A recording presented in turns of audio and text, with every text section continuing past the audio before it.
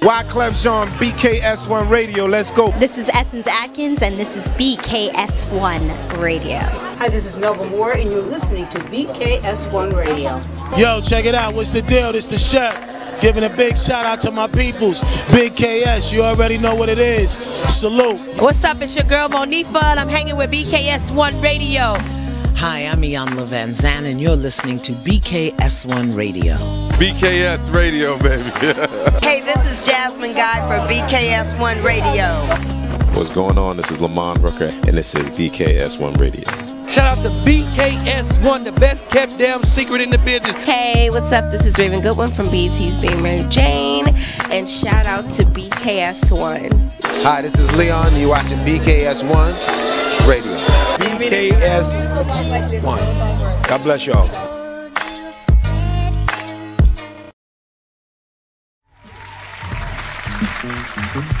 Ooh, let that rock for a minute. Let that rock. Yeah. Oh, yeah. Hey, let that rock for a second. Good morning. Wake your ass up. Welcome to another official edition of the Man Cave Morning Show. I'm feeling good. I'm feeling good. I missed y'all yesterday. Oh, we were supposed to talk about the audience. Yeah, we thought we were waiting for the audience. I was starting to forget y'all. Yes, you did, sir. And I'm sorry that it was my fault that we weren't here. I had some stuff I needed to handle. It's all good. It's all good. So I apologize, everyone. All about you. It wasn't her fault. There was some business being taken. It's never about us. It's always about her.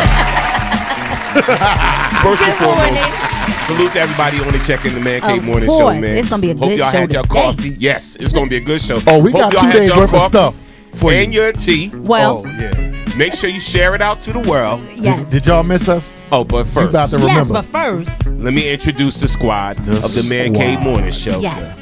To my far right, we have the dude that gets a little rude. Especially today, he's gonna be in a bad mood. We call him Deacon Woo. Barbecue Becky. And sitting next to me, the flamethrower, the bedazzled hat, the flamethrower, the wonderful, the flamethrower, the talented, the flamethrower, the beautiful, the flamethrower, Jackie D. Good morning. Happy Wednesday. And Yes. you would be, sir? Oh, I am humbly just the man that again scrapes the gum from underneath the chairs, vacuums the floor, cleans the toilet bowl. I'm just storming on the general. Salute to you all. Well, you're not just One love. storming on, but okay. We'll Chief go with bottle that washer today. extraordinaire. One love, one love. On the mic Good and in morning, the building. people. Oh, first and foremost, shout out to everybody watching us live right now on YouTube. Yes. Watching us live right now on Twitter and Yes. Periscope. Watching us live right now on Ustream. Yes. Bang. Watching us live right now on the mother site, Yes. WBKS1.com. Bang. Listening to us live on that TuneIn app. Make sure you download it. If you don't got it, get that TuneIn app. And watching us live on FB. One love to you all. Bang, bang. Yes. Peace and blessings. Yes. Now- Yes. Yes, let's give some love on the FB. Hey. Yes, please. Shout out to, we got a lot of stuff. Oh my Shout out God. to Julius Gray. James Shout out Gray. to Tony James, filmmaker. What's up, Tony. my dude? Shout out to DD. Good morning. Good morning. Anthony Williams. Muhammad. Jeffrey Ford. Jeff. Come on with it. Yeah, 'cause it's Kareem moving too Piles. fast. Kareem. Yes. Denise Sparrow. Sparrow. Ciarte? Did I say Ciarte that right? Franklin. Ciarte. Kenny Johnson. Yes. Derek Jones. Stephanie L. Diaz. Yes, Stephanie we got Diaz. Robin Miller, Yes. Janie Richards. Janie We have Richards. Stephanie. I'm sorry. Hey, good morning, Stephanie. Then we have Miss B, of course. Good morning, Sandy. How Hey, are what's up, you? baby? Kaylin. Kaylin, bring it down. Hey, Come on. Kaylin. I'm reading Steph. your phone. Yes.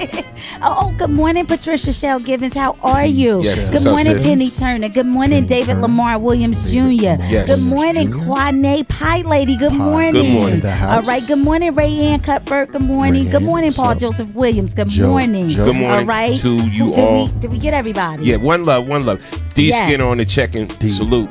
And happy birthday to Soups. Yes, happy Yes, birthday. happy Boss lady, birthday. happy to birthday. Patricia Collins Roach, Yes. aka Soups. Yes, happy birthday, Ma. My partner in crime, You know what I'm saying? With this BKS thing, salute. Happy birthday to you. You We'll are see you, 21 boss lady. today. I will allow you to have a drink. Happy birthday to anyone that is celebrating a birthday. Now that we got that out the way. Also, shout out to happy birthday to Amber Chase too. Okay. It's her birthday today too. Shout out to Amber Chase. All right, now let's get this thing started. Oh my God. What we gonna talk about on the Man Cave Morning Show today? Oh Lord Jesus. Is one, this broad. This broad right here. When he says that, you know it's problems. Oh, it's on and popping today. Skizzle head. But also too, and this topic came from one of the listeners. We're gonna talk about, are you afraid to start your own business? You know, a lot of people are afraid. I took that leap of faith. You took that leap of faith. Yeah. It's scary. People are afraid because you know what? You get caught up into this traditional rut. Yes. You know, like you got to go to work at 8 and get off at 4, or go to work at 9 and get off at 5 or whatever. Yes. And that's just how life goes. You know what it is? It's security. People are afraid of not being secure, meaning you get that 401k. You know that you're going to get Social Security. You know that you got a paycheck coming in, whether it's bi-weekly or weekly. People get used to that. And yes, it may be a rut, but it's somewhat of like security. Like, I know that I'm going to have a job. What if Steve Jobs would have thought like that? This is true. You wouldn't be what you're rocking with your iPhones and your Apple this, whatever. What if Oprah Winfrey thought like that? She wouldn't own her own network. This is true. You know what I'm saying? If Russell Simmons, I mean, the list goes on and on and on. You are correct, sir. You know what I'm saying? I did it. So I did it. You have to have enough faith and confidence in yourself to step outside your comfort zone. But then too, what about the people who are only the sole breadwinner in their home? So I'm gonna play devil's advocate, because if you're the only person in your home and you're taking care of your rent, you're taking care of, small children, if you still have children in school, it could be kind of difficult to say, I'm gonna quit my job and I'm gonna invest in myself. And you got rent man knocking on the door, you got cable man knocking on the door. I used to think like that. You understand what I'm saying? I get you. Yeah. I used to think like that. Yes. And real quick, and Woo, I want you to go in because I know you definitely can relate. Oh, come on. Because, and shout out to you and your fencing business and all of that. Yes. But it's like, I used to think like that. You know what changed my mindset? What? When I realized, you know what? When my father, right before he passed, right? My parents used to always dog me out about the music thing and DJing and this and that. Boy, get a real job, this, that. I went through that. And right before my father passed, and this is when he was sick with cancer, I used to keep my equipment and my music equipment, my recording equipment upstairs in the attic of the house. Okay. And then my father, he was very hard for him to walk and everything. He was suffering with the cancer. And he made his way upstairs to the attic and looked at how I had the computer hooked up and the keyboard hooked up and the microphone, and how I was doing music with the computer and everything, how it was sounding to him. And he said this, after all this dissing and playing me out, and I need to get a real job, he said, you know how to do all this? He was like, and it sounds good. He was like, you keep doing this. You keep doing this. He's like, wow, this is great. Yes. He said, I'm so proud of you. Never heard my father say that. Wow. Well, that meant. And this was on his last leg. So I'm like, this is, so that was one of the things. And then I just said, you know what? I'm tired of corporate America's rules. Yeah. And the box that corporate America puts you in. Well, and then another thing, if you got a God-given talent, some of you can bake. And listen to me right now. This is real. We're going to have some real talk. Yes. Whether we friends, whether we just Facebook friends, whether we associates, whatever we are to you, we're going to have some real talk today. Some of you can bake your behinds off. Some of you can sew your behinds off. Some of you are great at selling. Yes. Some of you are great at talking. Some of you are great at landscaping. Some of you are great at throwing events. Some of you are great at doing so many different things. Great at doing hair. Facts. Some of you are great at doing hair. Some of you just say great at teaching people, right? Yeah. So all these are skill sets that you can really make money off of. You make money off of yourself. Yeah. And if you believe in yourself enough, yes, why not do it? Why not take that leap of faith, sacrifice buckle down and say, I'm going to start my own business. You support so many other businesses that are major corporations, and you put so much money into other people's pockets, right? And you have to look at it. You're building, and you're building other people up. Every time you go to a job, to a 9 to 5, you are building their company. Why not have enough faith in yourself to build your own? And I'm gonna leave it at that. I'm gonna leave it at that. And now Wolf. We're gonna go ahead. To all my nerds out there, Dune, the book series by Frank Herbert Walker, and the movie series. Fear is the mind killer. Fear is what keeps us in the matrix. Yeah. See, religion is fear. Politics is fear, right? Meaning, in order for you to be controlled, you don't need to have confidence in your own abilities. You should have the confidence in the abilities of your job, of your faith, of your race, of your sexual orientation. Always God, always outside, always over there. Someone else always has the answer. But if you don't have the answer, how can you unlock your true potential? See, there are people that suck your energy dry because you're giving their potential and your potential and Caller, your drive. hold on 1 second. You're giving your potential and your drive away because you're afraid. I highly recommend failure. I highly recommend calamity. I highly recommend getting knocked the F out, because it's then that you realize you have to get back up. Now, some of us don't have what it takes to get back up. That's number one. Number two, I was the type of guy, I just wanted to go along and get along. Shh. Just wanna go, wait. Shh, don't say this. Don't say that. Don't say this. Don't say that. And life continually knocked me out. Yeah. Because I was not living my potential. Okay. And I was frustrated, and that frustration destroyed my relationships, and it was a vicious cycle. Finally, I'm good at something. What am I good at? Oh, I'm good at talking. You can't be successful talking. Lies. Really? 1 quick second. Yeah. Caller from the 706. State your name, where you calling from. Good morning. You're on the Man Cave. Bobby Northfleet, Augusta, Georgia. Welcome, morning. welcome, Mr. Northfleet, to the show. Good morning. How are you? Hope everybody's doing okay. We're Yes, well, sir, thank you. Yes. What words of wisdom Well, I are you just going to call- share with us today? I'm very, very, have a lot of experience in your topic of today about businesses and failing. And I started 11 businesses and failed at 5 before I became successful. Oh, okay. Well, congratulations to you.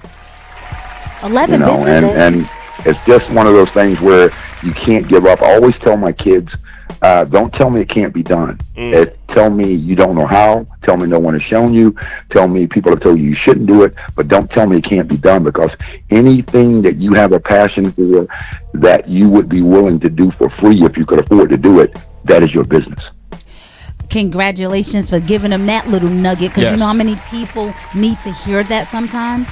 Wow. And just real quick, Mr. Northfleet, just being a part of, driving and being a professional driver and everything with NASCAR and everything, that's a feat in itself that a lot of people would have told you that you can't do it. Am I correct? Oh yes, most definitely. I mean, I grew up in the era of Jim Crow, so you know what I mean, in a white male-dominated sport. But my first business, I'm the co-inventor. I don't know if you know it, but I'm one of the co-inventors of the lottery machine, and I helped invent that machine, and sold the patent and made $1 million and lost it in 30 days. Wow. Right. And how did you lose it? Getting into racing and not knowing what I was doing, but I love the sport so much. I did not let that deter me. And my first sponsor, was Gladys Knight and some of the record labels in Atlanta, So Def and all. I mean, we raised about $4 million, and I lost that in 90 days, not knowing what I was doing. Wow. But I refused to lose. Okay, so let me ask you a question, because the hardest thing, even for me, and when I started my business, I was actually working for a Fortune 500 company in the pharmaceutical industry. I worked in payroll, so thousands and thousands of dollars passed through my hands each week. I'm sorry, millions of dollars passed through my hands each week. So I have to ask you, for me, when I started my own business, which was a hair salon, I went to school. Not that I go once, I went twice because I was like a dummy. I didn't know that I was supposed to take the cosmetology license. I thought once I graduated, that was it. I was gonna get me a job. I got my license because I graduated. I didn't realize I had to take the test to get that license. Right. So when I did take the test and I passed it the second time, because I let 10 years pass, and I said, know what, this is something I really want to do. It's in my blood. I've been doing hair since I was 10. So when I opened up my business, no one wanted to give me information. I didn't know what I was doing. All I know is I saw a spot. I rolled down the street and I said, that's going to be my salon. I said, I had a conversation with God. I said, that's what's going to be mine. I see my name up there on this big building, right? So again, nobody wanted to give me information. I went to all of the old heads, the people who have been in the business 20, 30 years. They would not give me any information. That's crazy. So for someone who wants to start a business, and being that you've had 11 and you successfully completed 5 of them out of the 11, what would you give to someone who wanted to start a business and venture? What would you tell them?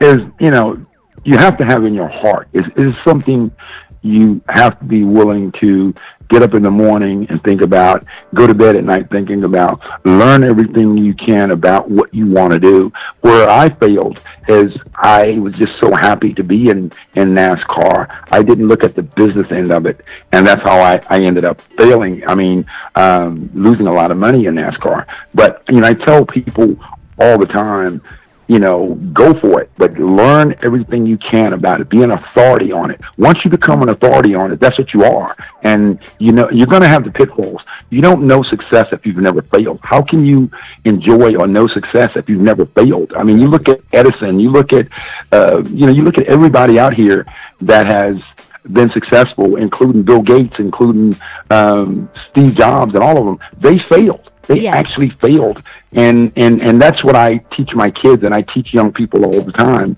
You're going to fail. If you don't fail, it ain't real. I mean, if it's too easy, everyone can do it. You have to have that, even as a little boy. I never played basketball, football, baseball. I know none of the sports. I really don't. Even today, okay. I don't know anything about them. And I'm 6'3", but I know motorsports as good as anybody in the world. Right. And I've been successful at it. When my daughter said she wanted to do it, I wanted to teach her. My other girl, I have 2 boys, 2 girls, but my other girl is a supermodel. But I told them, anything positive, anything you want to do, let's go do it. If you can imagine it, it can be done. Don't tell me it can't be done. Exactly. I don't want to hear that. That's not even in my vocabulary. Just get on a grind. You can listen. I mean, you know all the rap songs. You know all of the, this, that, and the other. So if you want to be successful, go for it. Do like the old farmer used to do with the mule. Put the blinders on, learn everything about it, and go for it. If you fail, get back up. Exactly. You are 100% correct. Did you have something you wanted to say, Will? Other than I agree with Elder, I highly, highly, highly recommend failure. And believing in yourself is not arrogance. You got to do something to unlock that potential and put that potential into action. Like Elder, he's in a NASCAR. I don't know how many 6'2" black guys that fence. So I got a sport that nobody. True. So for me, it wasn't hard to believe in myself because no one else did. Yeah. Right. So I was the only person that recognized what I wanted to do. And sometimes when you're starting out, you need to keep it to yourself because haters will come and try to extinguish your fire. But everything Elder's saying, I'm like, he took it over after Wendell Scott. Like, this guy's a legend on the phone. So if anyone knows, it's him and his daughter. I was told when I was 25, I didn't have the voice for radio. Hence your radio station. Oh, you do. Well, I tell you, like I said again, you're going to get the haters. If you don't have the haters, you're not successful. People are not talking about you. You're not successful. When I went into NASCAR, everybody, the things that I had that a lot of people don't have, but there are people out here that, even if they're not relatives, I had a family support system. Right. I'm the 7th son. Okay, I'm the 7th son.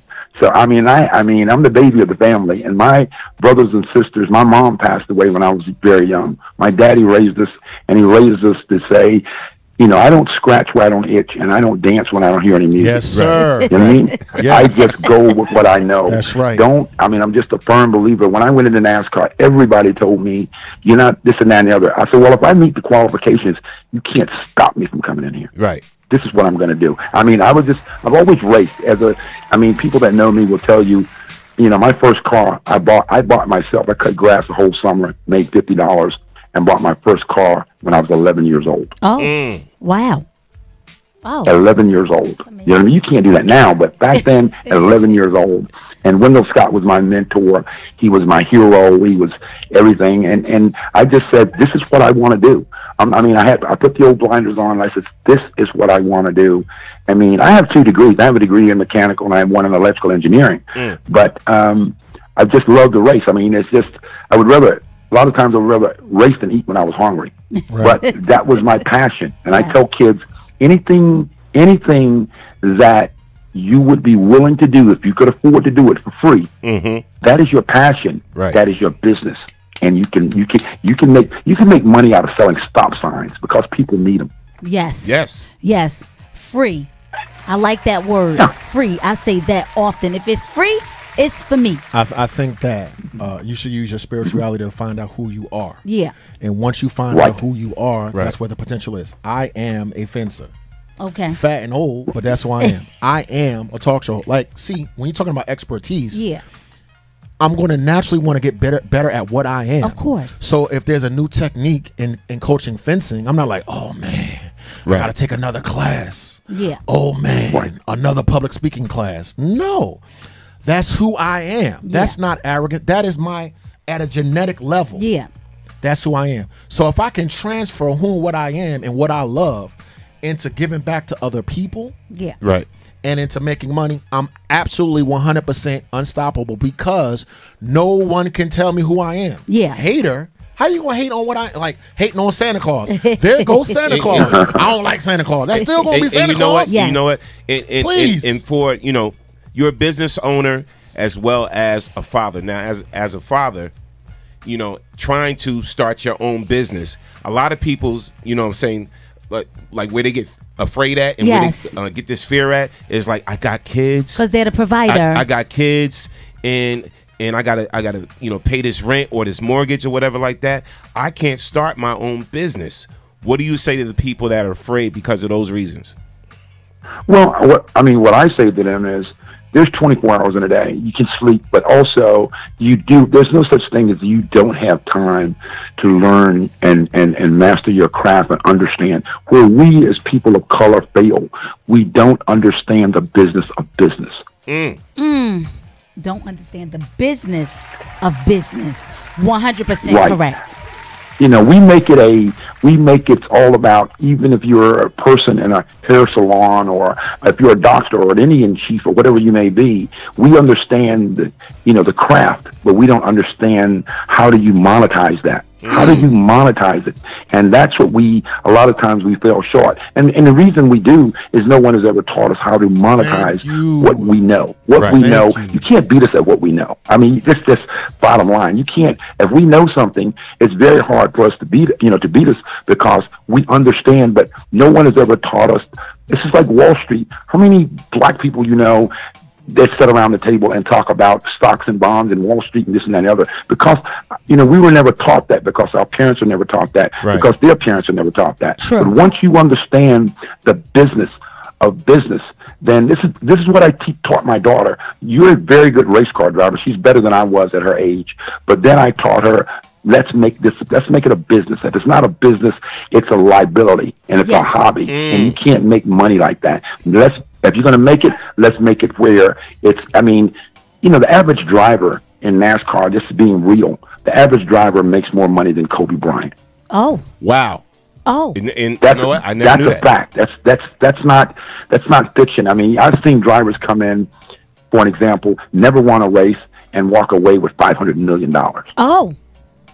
Wow. Wow. Now So where? that's the business of business. How do you monetize it? How do you maximize it? How do you turn your brand into, we show off everybody else's brands.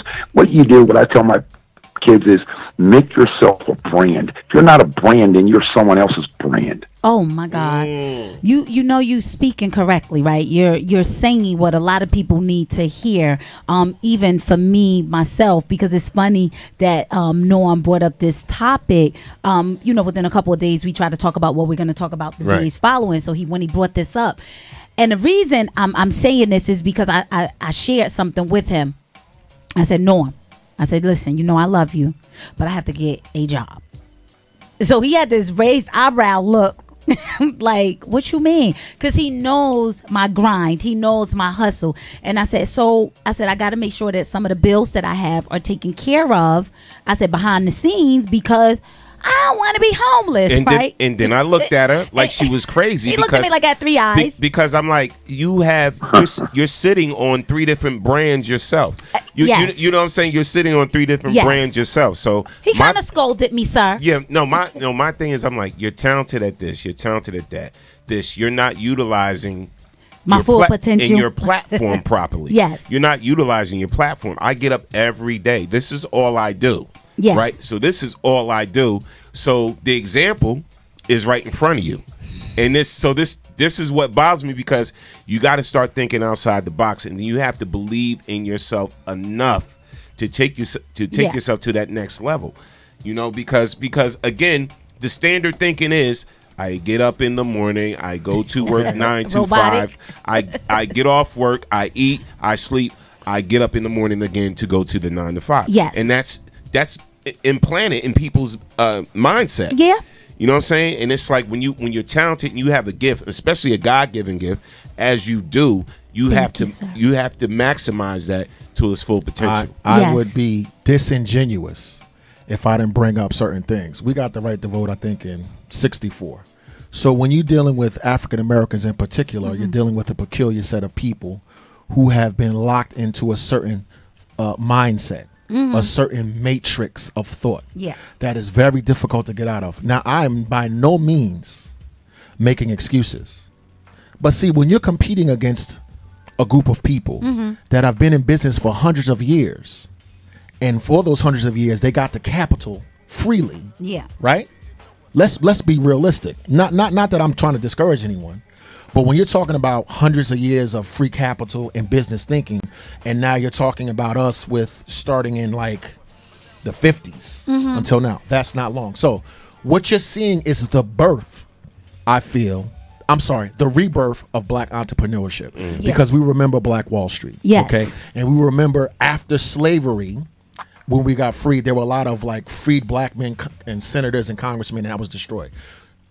Please do not forget that when we got it together, it was systematically destroyed. Okay. I'm not making excuses. Yeah. But if you're going to talk, you have to talk about the entire thing, right? So what you're now seeing is a rebirth with this internet, do it yourself, this, that, and the other.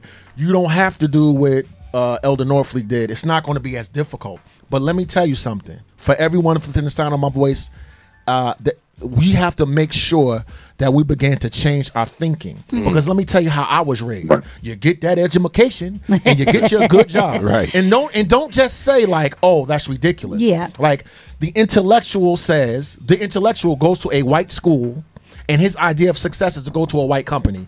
It is not to go for yourself. Number one. Number two, my business beat me up so bad I forgot I was a business owner. I'm just keeping it 100. Like, oh yeah, I do own my own business. No, I'm keeping it real. Well, let me tell you. Because he understands. Like, hey. You have to. I mean, everything you're saying is absolutely correct. Yes. But I'm a firm believer. My father taught me, if you don't own nothing, you can't say nothing. Hey. Okay. When you go to work for someone else, we were never thought to be producers. We were always taught to be consumers. Right. Wow. Okay. Now we have to get out of the mindset of being just consumers. Because again, if you can think of it, if it's a passion for you, it has to be a passion. Yes. You can make a business out of it. Everyone comes to this country or grew up in this country or whatever, and they become successful, except us, because we didn't learn, we don't understand, and no one has ever taught us the business of business. Yes. Okay? We have to learn just think, when you buy a pair of Nike sneakers and it's the big old swoosh on them, I see them on Facebook all the time. The new pair of Nikes coming out. These are people that have no vested interest in Nike, advertising for Nike for free. You have not. Nike sell 50 million pair of shoes. They're not going to even give you a discount on a pair. Right. But yet, and still, we're on Facebook bragging about our new Nikes, and we're doing free commercials for Nike. So that the income doesn't come to us, but goes to them. Absolutely. Exactly. Well, and see, that's the mindset we have to get out of. We have to get out of, okay, let's understand, let's build our own. If you're going to build something, build your own brand. Why you do? I'm just saying Nike for an example. I'm not talking about them specifically. But just, that is, and they've learned where they can put big advertisement on apparel, and we go out and buy it just to advertise. You're paying to advertise someone else's merchandise. Right. When you can make your own brand and make your own money. Like I said again, the only difference between $1,000 and $1 million is a few more zeros. If you think small, that's where you're going to be. Elder, if I may, see, we believe that someone else's name is valuable. So look, Louis Vuitton, Nike, this, that, and the third. See, if you were to get a bag and put your own branding on it, to us, right, we would laugh at ourselves. But we don't laugh at another person's name. So what I'm saying is, we got to start addressing our mindset. Yes. Because as a people, I'm talking to us now, no one else. Our value is in other people, other people's names, other people's idea of beauty, other people's perspective, what other people think is right and what's wrong. We say, like, in order for me to make it, right, I'm going to get other people's stuff and advertise to say, now I have made it. We don't say, Dawood brand on the back and go, no, I've made it because of that. No, what we do is, as slaves, we wearing someone else's name, and now in where we are in America now, we still have other people's names because our name has no value to us. Can I say something about that? For me, right? People laugh at me all the time. They look at me and they automatically think that all my clothes are expensive. Right. I promise you all, everything I buy is not more than $20. Or you made it yourself. Or I made it myself because I sell. Because I sell. And so that, like, yes, we do have that mindset to spend and advertise as a people other people's stuff. Yes. Other people's stuff. Yep. And that's okay to sometimes splurge. It's all right. But if you want to take that money like I did, I started my hair salon with $5,000. And guess what I did? I borrowed the $5,000. Okay, I didn't even have $5,000, and I was working. I was working every single day, 5 days a week. And at that time, we talking 2000. I opened my business in 2001. I started it in 2000, November 2000. And I said one day, I just said, I'm quitting my job, and I quit my job because I couldn't devote my time to my business because I was working for somebody else. Now, let me tell you. Let me tell you something right now. With that being said, when I decided, you know what, enough of this, I'm gonna start my own. I've been in the entertainment world forever. So I said I'm gonna start my own station, my own business, whatever. I used the corporate company I was working for to start my own business. So I used them like they were using me. Of course. You know, they were getting a lot of labor out of me for very little pay. Yes. So I said, you know what? This 401k plan that they're giving me, I'm gonna take that 401k money with my friends' contributions and start my own business. And this is how BKS was formed. From another company's 401k plan that they set up. Gave me. You know what I'm saying? And this has been your only business. Well, you have businesses within the business. So I used them like they was using me. Yes. And we've been in business. This is our 10th year. We've been in business. Clap that up. Yeah. So I mean, Well, yes, again, go ahead, sir. That is the, the answer. That is, I mean, you're exactly right, because that is what I consider being understanding the business of business. Yeah. Yeah. And once you do that, exactly, like I tell people, I robbed Peter to pay Paul and then turn around and borrow from Paul. Right. You know what I mean? But again, you have to have the mindset that you refuse to lose. If you refuse to lose, and again, if you refuse to lose, nobody can beat you. You can't, you get away from the doubters and the naysayers and all of this, and you be around positive people. That is where you begin to grow. You begin to grow, and you can turn your business. I mean, one of the biggest opportunities I had back in the '80s. I've always been into computers. I'm a computer nerd, a geek, or whatever. At one time, I had one of the largest computers in the state of Virginia. I bought it from the government, but I just love computers that big. I had one computer. There was 7 pieces to the computer, and each piece was as big as a refrigerator. Oh. Okay. Well, yeah, mainframe.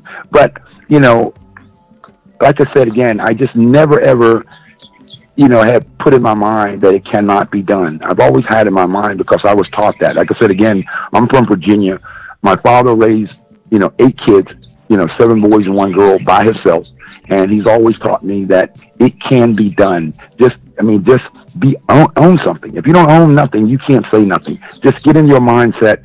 If you want to do it, if anyone else can do it, you can do it. Why can't you do it? You tell me, why can't you do it? You give me one reason why I can't. I mean, I can't do it. I'll give you 2 reasons why I can. Wow.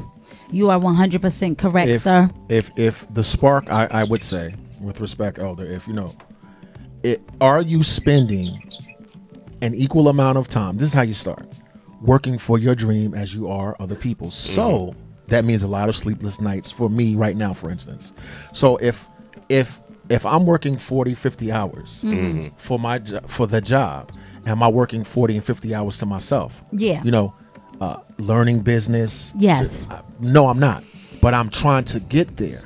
But what I'm saying is, before you learn the business, or we talk about these intellectual things, ask yourself, how much time, which is the most valuable asset ever, and do you give? Look, you get up. Oh shit, I gotta go to the job. Already, bang, negative energy. You get to the job. Look, don't act like you don't know what I'm talking about. You get to the job, then you drive away from the job. That's 10, 11 hours out of your day. It's only 24. Yeah. You mean to tell me if I put another 10 into Dawood, I won't be Bobby Norfleet, senior, junior? You know what I mean? Got you. But the mindset has to crack. Yeah. You got to get out of that slavery, and it's very hard. Definitely has to change.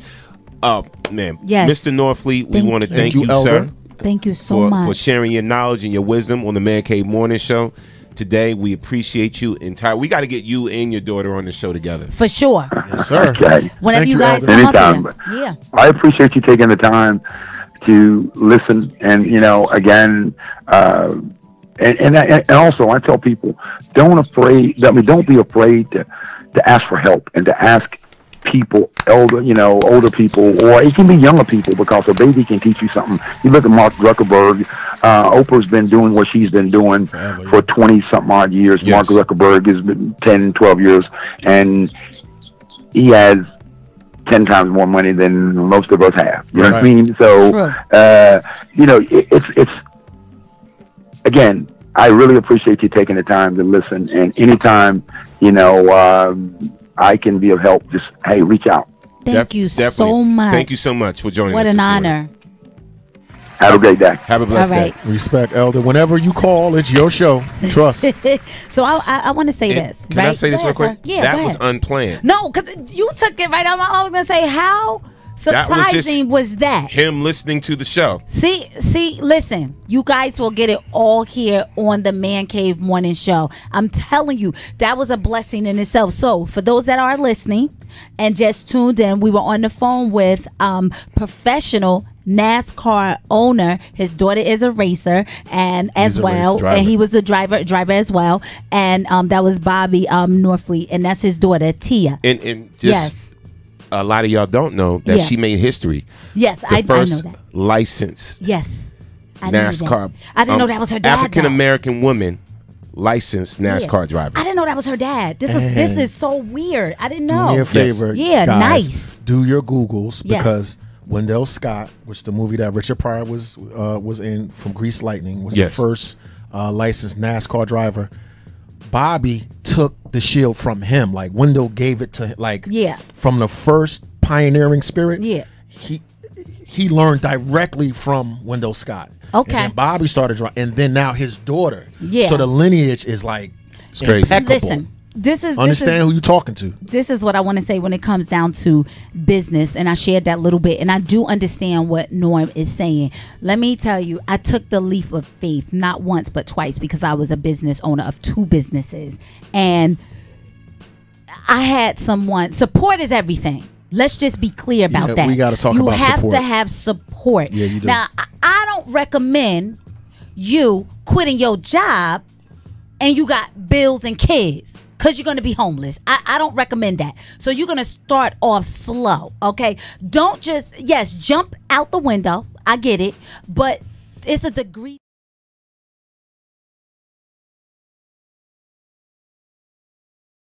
Right. You need to start small, and you do have to invest. Like I promise you guys, I'm doing this radio, this DJ thing now, right? I've had people come up to me and say some stuff like, when you start DJing, listen, you don't know what I do behind my closed doors. I used to make tapes back in the day.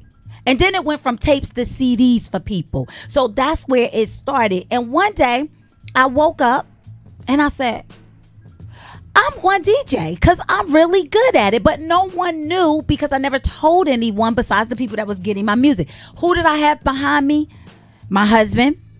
He was a big proponent. My daughter. And then Norm. Norm was like, Jay, you serious about this?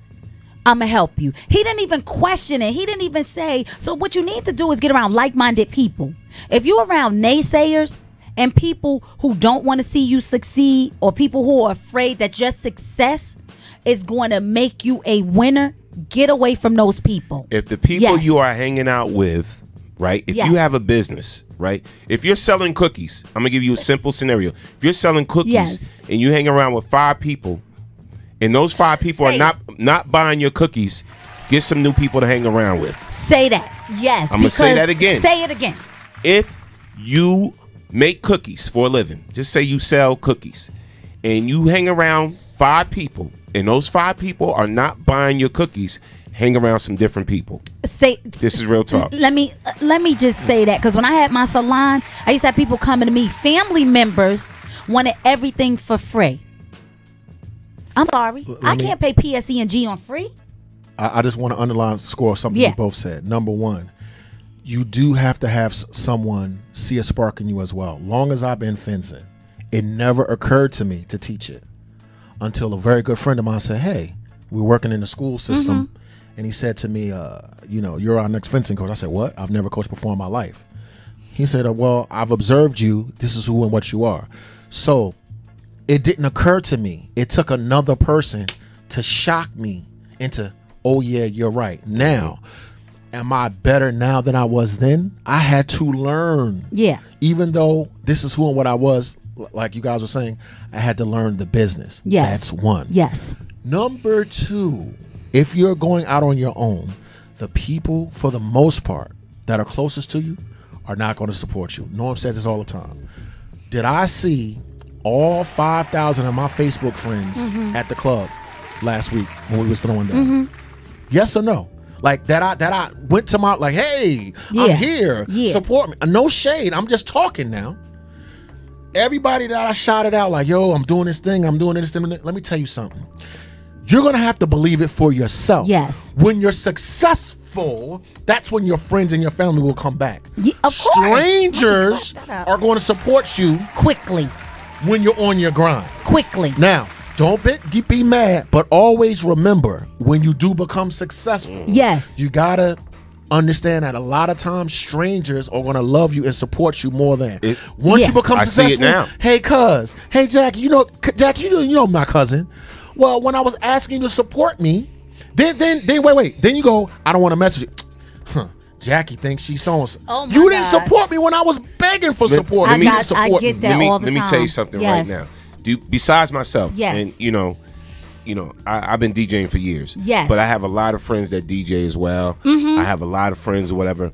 And this is no shade, but I'm just keeping it 100, right? Facts. So there was one time, right?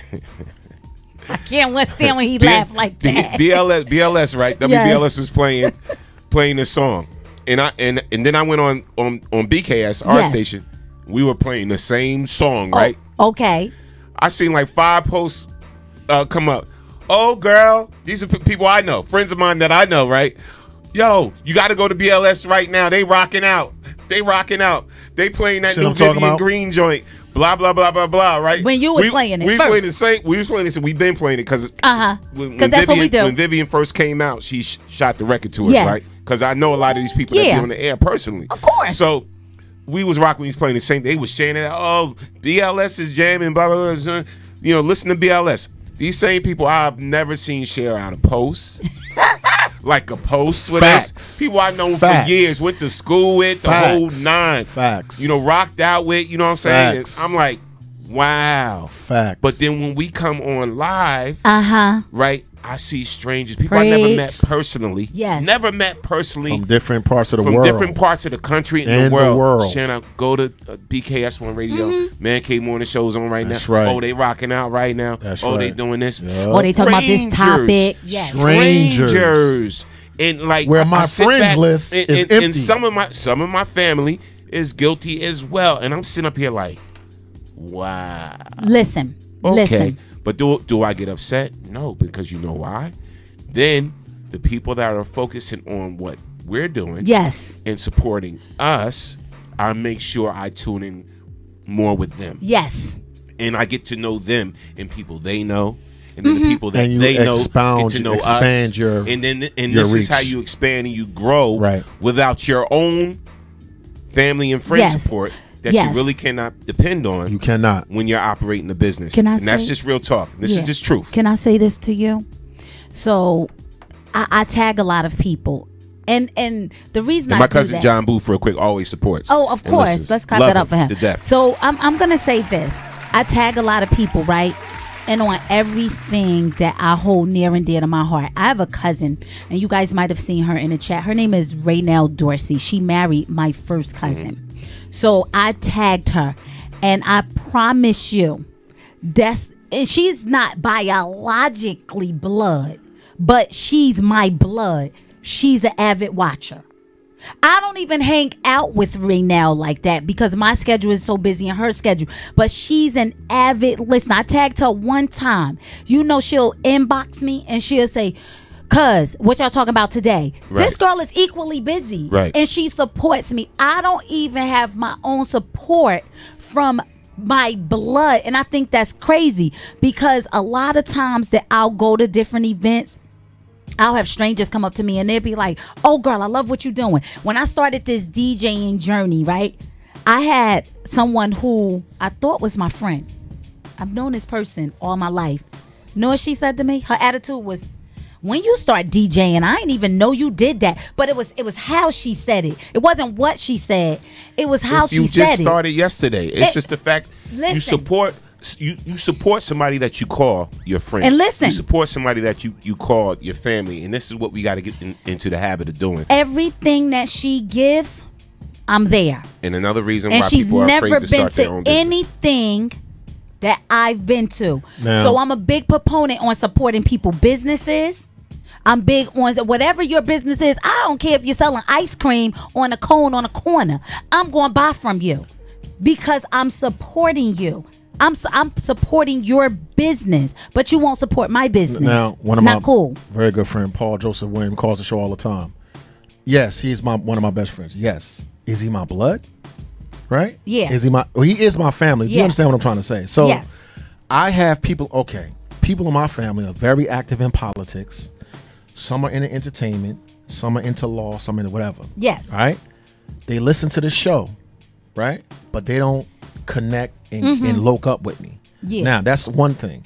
Second thing, I want to say this to Norman, to you as well. Like, I always wanted to make things on my own. Okay. So though my family is politically, I got a cousin that works for BMW, got another one that works for City East Orange, got another one, Dr. Leonard Jeff, blah, blah, blah, blah, right? So on the one hand, I'm like, I want to stand on my own 2 feet. On the other hand, I got people in my family that check me but don't loke with me. Yeah. Now I'm not mad. You understand what I'm trying to say? But I gotta push on. Yeah.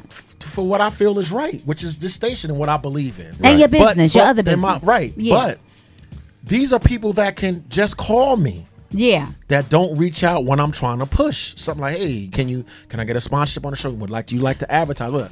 But listen, 6 months from now when we're bigger than what we are, am I gonna say I'm not gonna check you? Or I'm not? Of course I'm gonna welcome you, but I'm saying as a human being, I know a ton of general all the time. All the people you know, blah, blah, blah. Yo, when I go with my little spiel, BKS1, and they be like, yeah. You know what I mean? So I have to believe in us. Yes. I have to. I can't sit back and wait just because people keep telling me no. Yeah. And people, look, last thing, want to decide to see how big I get. Wow. Now they want to jump in. Because we, like this show for it is growing. Now you want to start. And I'm like this. And Norm like, wait a minute, business. And I'm like, you're right, Norm. I got to take my emotion out of it. But when we was just starting, see, let me say what Derek Green said. I'm sorry, Derek Green. He said, I have had family members that have never supported. Yes. That's terrible, and I feel you. But see, that's the thing. And let me tell you, I love my family. In my family, I have some of the most talented people ever, musicians and poets and singers and people that, some of them have their own businesses. Yes. Very, very talented family. Yes. Like my cousin that listens, John Booth, he's one of them. Very talented musician. You need him to play for a church or a studio session or whatever, hit him up. He's an awesome musician. But now, let me tell you, I designed this business. So think about this, because we're talking about starting your own business. Talk about it. I designed this business so people can create their own business within this business. Well, didn't I just say that earlier? No, but peep this. So when anybody walks through here with the attitude of such, well, I'm not getting paid this. Well, first of all, because you're not putting anything into it where you should be. Facts. All right, so that's one. Yes. That's one. So you have, I let people take the run of the business. I'll show them the ropes. Yes. Okay, so you can go out there. You can get advertising. You can book studio time. We have a recording studio here, whatever. You can do this. You can throw events. You can do this. You can do this all under the guise of this business. Of BKS, of course. Right. So if you're not utilizing it and maximizing it to your full potential, then this is not for you. Yes. But what you're getting out of this is a free education and a chance to meet people that otherwise you never would have met before and interact with. I like that. All right. I've been around the world and I've been around this country all through just BKS. Yes. So 10 years in business. Think about it. There's a method to the madness. Yeah. When you have a mortgage and then you have to maintain equipment and maintain this or whatever like that. So people have to understand it's only going to work. It's only what you put into it. This is true. You get out of it what you put into it. And if you're not putting nothing into it, you're not going to get nothing out of it. This is true, and I'm going to clap that up. This is a profitable conversation. Just want to underscore something else that he said. When I look at if I could figure out, right, how to get my very talented family together. Yes. Okay, I got people in my family that can do what you see on things that other people can do on television. Yeah. Right? But we can't get together as a family. Okay, so getting my own mind together, like he is right. Let me use my platform, blah, blah, blah, blah, blah, blah, blah. Let me put more into BKS1, etc. But I got world-class talent in my family. Yeah. That their brain is locked. Do you know I've extended invitations to people? I'm like, come on the show. Let me just get a whatever. Just come to the station. Just meet Norm. Just go this, right? So I'm not making excuses, no. But when you're dealing with that type of mental block, right? You have to work every single day, because what happens is when you experience a failure, you'll be like, see, I told you, I can't. You gotta believe in yourself, right? Yes. And I think that it is up to us. If I could just pull my family together, we would not have a problem. I got doctors, lawyers, entertainers, opera freaking singers, anything you want in my own family, and my larger black family. But do we load up and make our own infrastructure? No. So I mean, we do, but not to the degree that we should. So not the way we supposed to. We don't stop. We 9 to 5 hustling, drug dealing, whatever, separate. Never together. Always. I got mine. I'm gonna say this as far as that is concerned, and I feel you and I understand where you're coming from. But first things first, I know, because we're all helpful individuals. We love to see people win, period. Absolutely. Hands down. So for you, you need to focus on your brand, your business. I agree. And then pull them in if they want to be pulled in. But if they don't, the hell with them. Keep it moving. Yeah, I'm sorry to say Absolutely. it. You're right. Right? Yes. Yes. And real quick, I just want to run off. Let's read some comments. Okay. Can you pull them up, sir? Because yours is big. I can see that from there. What? I'm talking about the. I didn't. My glasses. I didn't say anything. I don't know where your head's at. Jeez. Okay. My glasses on to see to read yes, it. I need to be able to see can't it. see it. Yes. So Dee Dee, she said, she said, you know your true friends. You know who your true friends are. Excuse me. When you start making more money than them, the green-eyed monster comes out for real. You ain't Facts. never lied, sis. Thank you for that. I appreciate you. Thank you. All right. Deacon Dee Dee. Derek Green, let's see. What did he say? I'm sorry, y'all. I'm reading from Noon's thing. He said, you just have to keep moving and not need the validation of family. Hope for it, but don't need it. Agreed. I will clap D that Green. up. You are 100% You waiting for other people to validate you, you're going to be waiting forever. Listen, okay? Let me go up here. Vereen Brown, she says, Detroit Tiger fans is the best customers, and family is weird and want free S all the time. Family always want free S. This is true. Always. Listen, okay? Always. Norm is a DJ. Now, this is my brother. If I ask him to DJ for me at an event, I'm going to pay him. He might give me the little family discount, but I'm not expecting it. You understand? Family will do that all the time. I could go on, but I digress. All right. So, Sharon Perry. Hey, Sharon. Good morning. And Paulette, Families sometimes can be your worst enemy. You have to pick and choose as hard as it is to keep your sanity when it comes to family. Yes. Look, we both reaching for the clap. Yeah. Right. Who gonna clap that first? Yes. Thank you so much. You are 100% correct. Because family, they say they want to see you win, but a lot of times they are secretly hating for your demise. Now I got some that's just support. They're very supportive. Yeah. And then I got some. I rarely see them unless it's a funeral. You know what I'm saying? So and that's just real talk. You know, it's sad because I love my whole family. Terrible. So if somebody personally has something against me or for whatever reason, sometimes people will have stuff against you. You never did anything personally. You know what they're against? They're against your success and your willingness to jump out on faith, and they couldn't do it. Let's just be real here, people. A lot of times, people are upset with you because you're doing what they wish and you they never did could anything do. to Listen. Period. If you are transforming your potential, which everyone has, sitting on the couch, I could do that. When you take your potential and push it into action, 8 out of 10 people are going to be uncomfortable because they know they have potential as well. Yeah. They're not utilizing it. So the hate comes in when they recognize your actions, family or anyone else.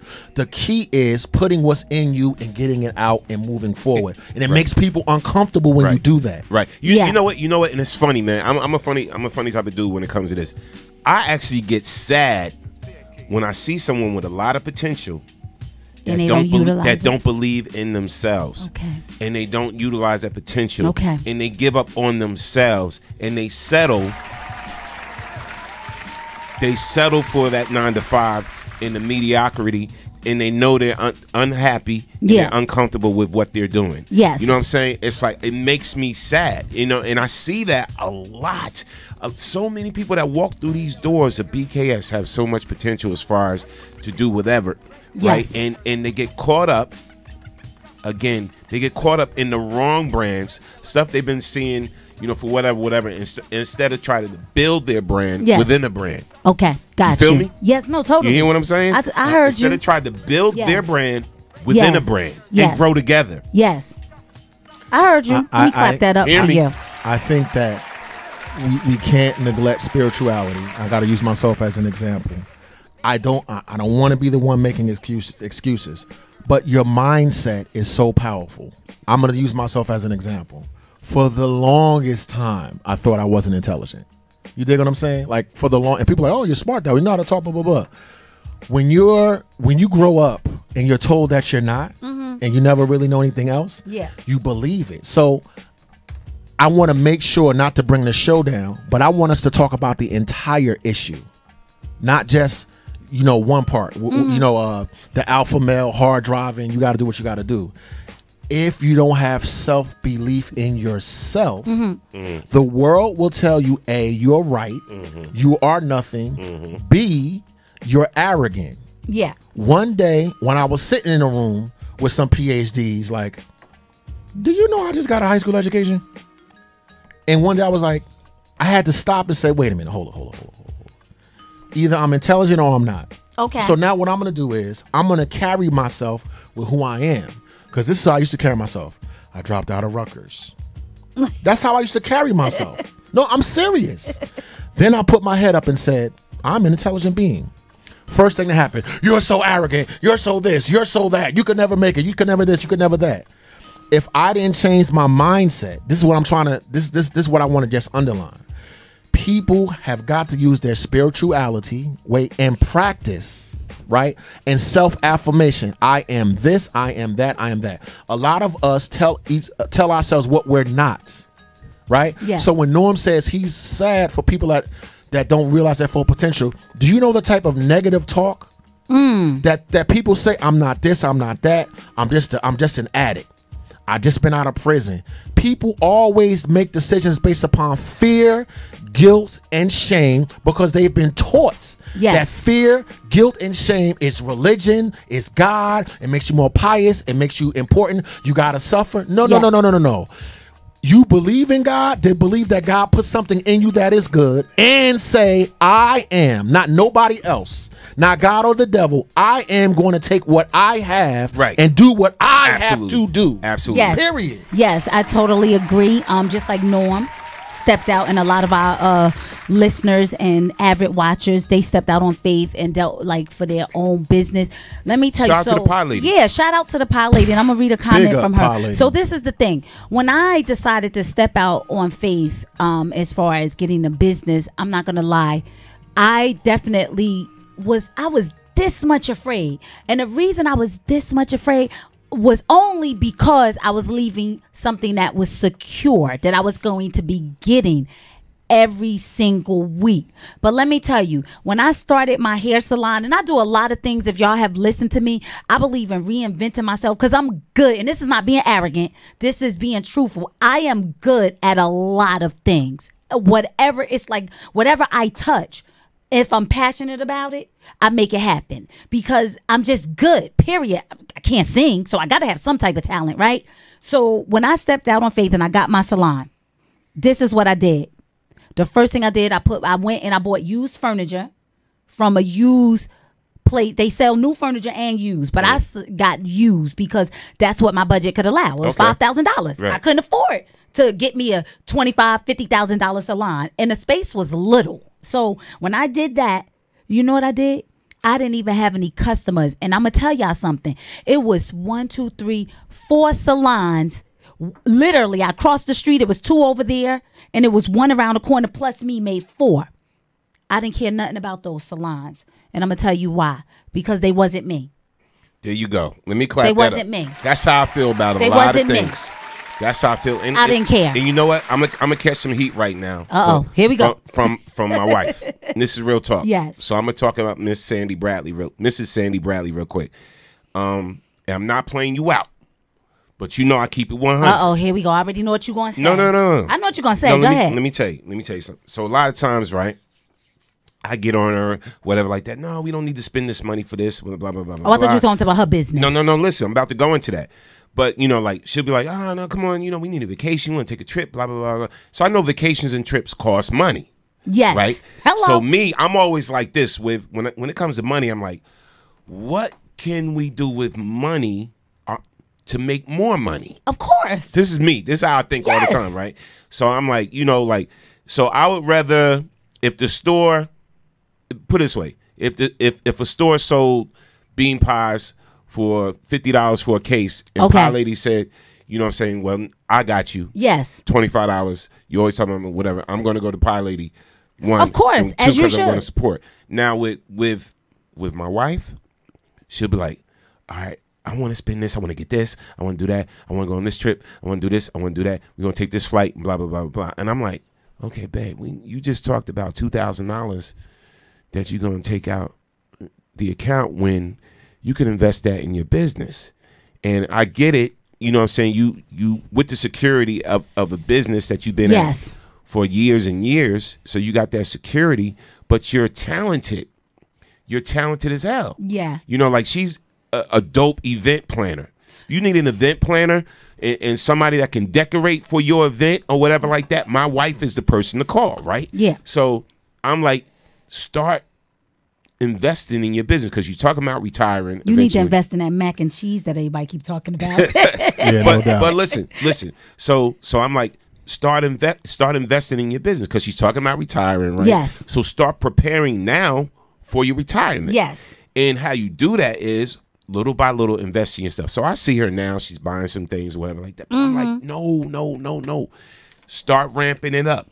You know, I always get on her. Start doing this. Start doing that. Yes. Start doing this. Whatever. So you don't have to buy from other people. Well, people will start buying and renting from you for their events. Yes. You know what I'm saying? So it's like I get her on her all the time, whatever. And I don't know what the block is. You know what I'm saying? Whereas she won't just go hardcore with her own business. Let me ask you something. How long has she been at her job? For years and years. That's why. Listen. So I'm going to help you so you'll know, and that's a great point.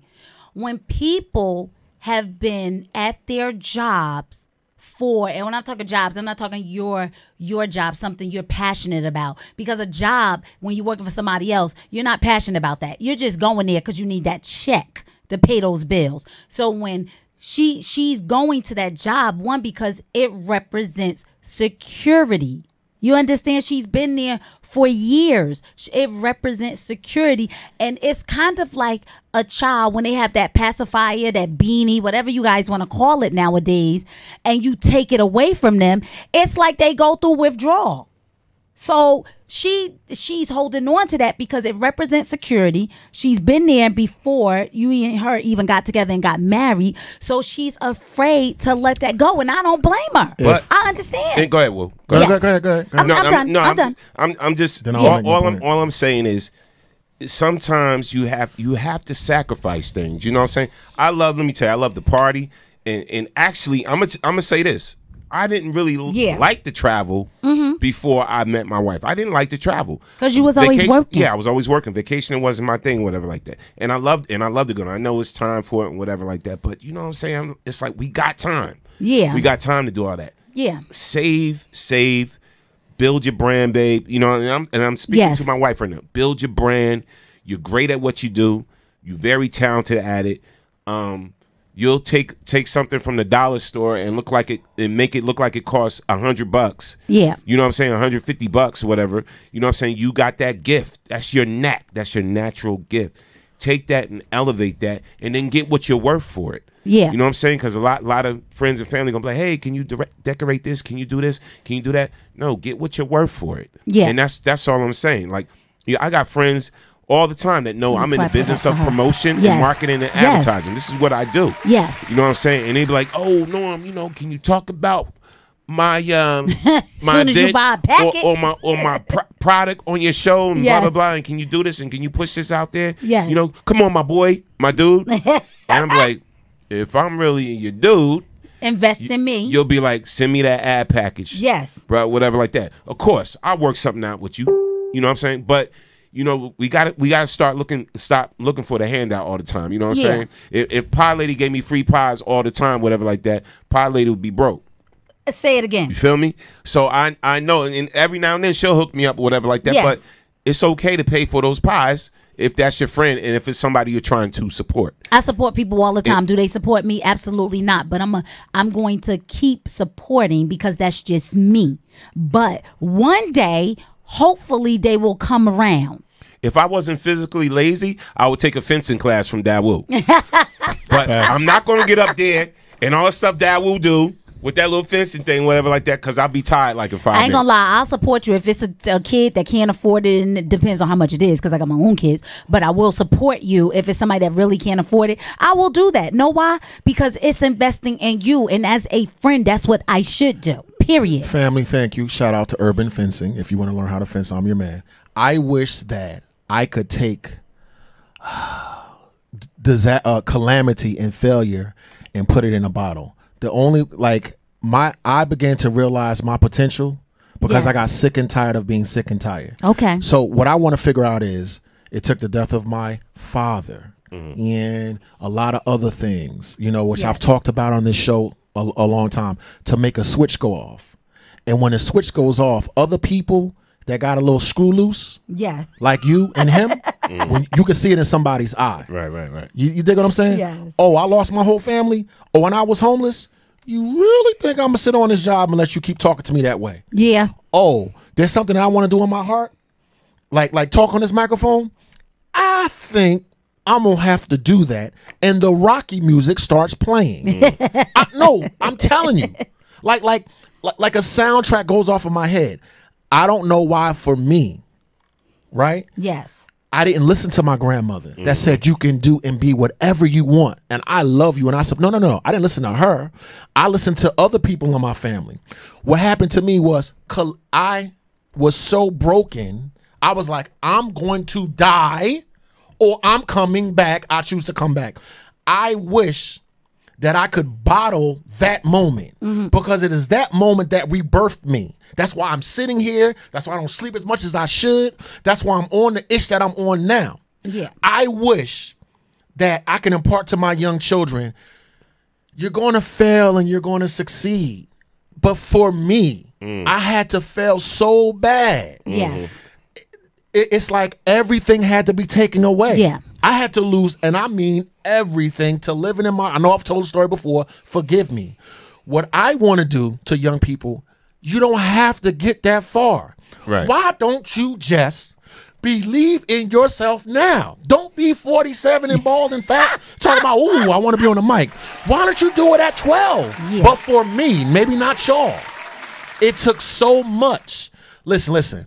I got a screw loose now, right? That TikTok supply and demand, it's no longer in my brain. Yeah. Now, I realize that I got to work to keep living, but something broke in me. And then God put it back together. But I'm not the same. Ding. I don't give a damn what other people think about me. I don't. Look, I was a late bloomer. I was a late bloomer in a lot of situations. And with that being said, I realized, I said, you know what? It's now or never. Yeah. So at this point in my life now, it's too late. I'm not turning back. You know what I'm saying? It's like I can't turn back. I'm not turning back. I'm not turning back the clock or whatever like that. I'm not going to start settling, doing some of the things, whatever. No, I totally 300% believe in me. I believe in those that surround me. I believe in the future that I'm setting up now. I believe in all of that. So, and this is why I continue to do me. And with naysay, we know you got the naysayers out there. I got the naysayers. You got the naysayers. We know they're out there. That's a part of life. But just like Mr. Northley said, that's what strengthens you. Yes. That's what's supposed to motivate you. You know what I'm saying? That's what, how many people, you know what I'm saying? How many times you heard people say, I don't think you should do that. Or I don't think you should do this and try it. No, I'm not going to try it your way. I'm going to do it my way. Yes. And then once I realize that my way is not working for me, I'm gonna invent another way. Yes. To do it again. Adjust. Course correct. Exactly. I'm gonna say this, and I'm gonna clap that up for you, Norm. I totally believe in what you believe in and what you're saying, and how you are building your brand and been creating a brand and a platform for others. You know, myself included. When I started doing hair, let me tell you how I went to hair school. I went to hair school because I was always doing hair in the house for free. And my ex-husband, who is my children's father, He was like, I'm so sick of you doing here and here. Why don't you go to school? Aha. Soon as he said it, I signed up that within that week. Within a month, I was in hair school, right? So hair school for me and getting my license and going to school, which I still, even though I don't practice hair, because we practice every time we do someone's hair, even though I don't practice anymore, I still do hair. I do my hair. I'll do my daughter's hair. I'll do my niece's hair, so I could keep my craft. I'm up on the latest stuff, but I'm into the wigs. I've always been into weaves and wigs and shortcuts. So for me, that was like drug dealer money, and I ain't even sell drugs, but it was a high for me. It was, I could do a ponytail for $35. Meaning, tell me, all I gotta do is slap some gel in somebody's head and send them under the dryer. It was the biggest high for me, and money was constantly coming through me, with something that I love doing. It was a passion. So I love doing that. Now, fast forward to doing radio, to doing movies. I've done so many things from one job or one career that I made for myself, transitioning into another career. Now I'm doing this. I'm back into this radio. I'm back. Someone's calling too. I'm back into the radio. Go ahead. Caller from the 908. State your name where you calling from. You're on the Man Cave Morning Show. Good afternoon. How are you? Hey, family, it's Susan. No, it's like, hey, it's Pie Lady. How are you? Hey, entrepreneur extraordinaire Pie Lady. Hey, barbecue Becky. Is this the Plainfield Police Department? Because they having a radio show. Talking about black people having their own businesses. We can't have that. No, we can't. Go ahead, barbecue Becky. We can't. No, we can't. Never. No, you still having that thing in the park this year. Make sure you got the right grill. The coals. Kwane. He better use a gas grill, goddammit. You better. Because they calling the police on us real fast these days. Now, Pie Lady with the segue. Let's get it. What's up, Pie Lady? No, that was the cutest picture. Oh my God, I was in here dying. Oh my goodness. No, I want to talk about being afraid to start your own business, and I know when people always ask me why I haven't really, made the pies my business yet. And for me, it wasn't a matter of being afraid. It was a matter of I had 4 little boys looking at me, right? And so I really had to have guaranteed money. You know what I mean? And it wasn't like I was buying Jordans or anything like that. But, having heat and hot water and all that type of stuff is essential. Really, it really does matter. So, now that they're adults, right, and they're good and grown adults, and I have finally cut the cord, right, because it still takes some time to cut the cord when they're adults. So you still think that you need a steady income, right? Because Black Lives Matter, so you don't know who's out there doing 85 and a 25, and they get tickets and don't pay and get one. Yes, that turns into a whole lot of other stuff. And so I really felt as though that I needed to still keep something steady just because I thought their Black Lives Matter. Yes. Right? But then I had to come to a realization, and here's a realization I came to. When they were younger, I had a captured audience, so I always had help. But as they became men who wanted to do their own things, I no longer had that captured audience. So while I'm in here working full-time and baking all night, I'm doing this by myself, so in case they got a ticket. Didn't make sense, right? Yeah. It didn't make sense. And so that's when I had to realize when you spend a lot of time, like I said in the post, waiting for people to help you that you think should help because they benefit the most from what you do, you waste a lot of time.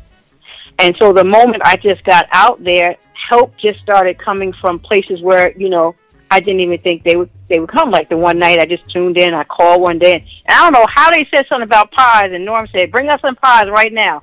Within 20 minutes, I was knocking on the door, and the friendship started. And it started. So the bottom line is that once we get out of, like you said, family is one of our biggest blockers. I'm one of those people who loves my family, but I don't believe in that mantra that family is everything. I think that kind of keeps people tied to people all the time who don't really have your best interest at heart just because you're related. So I believe that family is something, but family is not everything. I do believe that people who are going in the same direction as you are are everything, and that's who you need to hook up with. You are 100% correct. Pie Lady, I have a thing for you. Let me tell you, because I'm big on advertisement, right? Let me tell you what you're going to do. I saw this one time I was in Atlanta. And, you know, they have tags down in the South. Everybody know what a tag is, right? Right. The license plate. We call them license plates up here. They call them tags. They call them tags, right. So let me tell you what you do. You need to change your license plate immediately. Put Pie Lady on there. And I'm going to tell you how you spell it. Pieldy.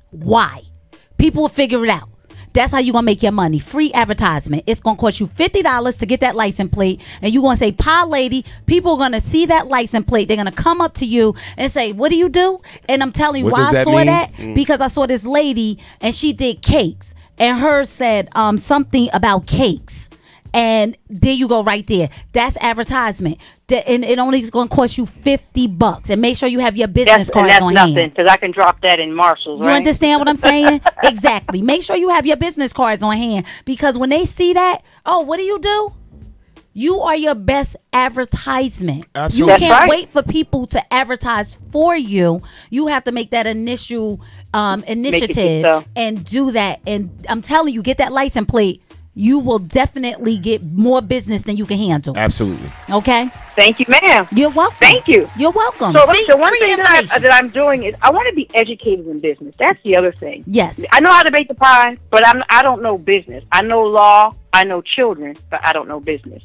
So for my birthday this year, instead of having a turn-up birthday party, I invested, and I'm going to the Black Enterprise Entrepreneurs Startup Summit in Charlotte, North Carolina. Nice. So that's what I bought myself for my birthday. I registered for the Union County Women Means Business Conference because I got to get up out of this comfort zone and I got to get around people who understand business. And again, it's about meeting people who want you to be successful because they're successful. Absolutely. So those are some of the things that I recommend because that one only costs like $40. What's $40 for a 4-hour luncheon, right? That's basically free information that I'm going to get. Absolutely. And being able to hook up and be able to network with people. For sure. That's the goal. And can I say thank you to all of the black barbershops and beauty shops, because if it wasn't for them, there would be no Pie Lady.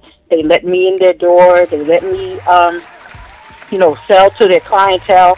And sometimes when I'm not around, they call me and they say, girl, where you at? The people are looking for you. Wow. So other thing I want to say is people who say that black people don't support your lie, because white people aren't buying bean pies. Black people are. And I paid $1 million mortgage based on the help that I get from the black community. So to all your barbershop and beauty shops that are tuned in, Pie Lady just wants to say no doubt. And I'm going to tell you right now, every little chicken spot, and I'm going to tell you got on the low support. I'll be supporting Pie Lady on the low even when I'm not buying the pie, because I would go into the chicken spot and I'd be like, do you sell bean pies?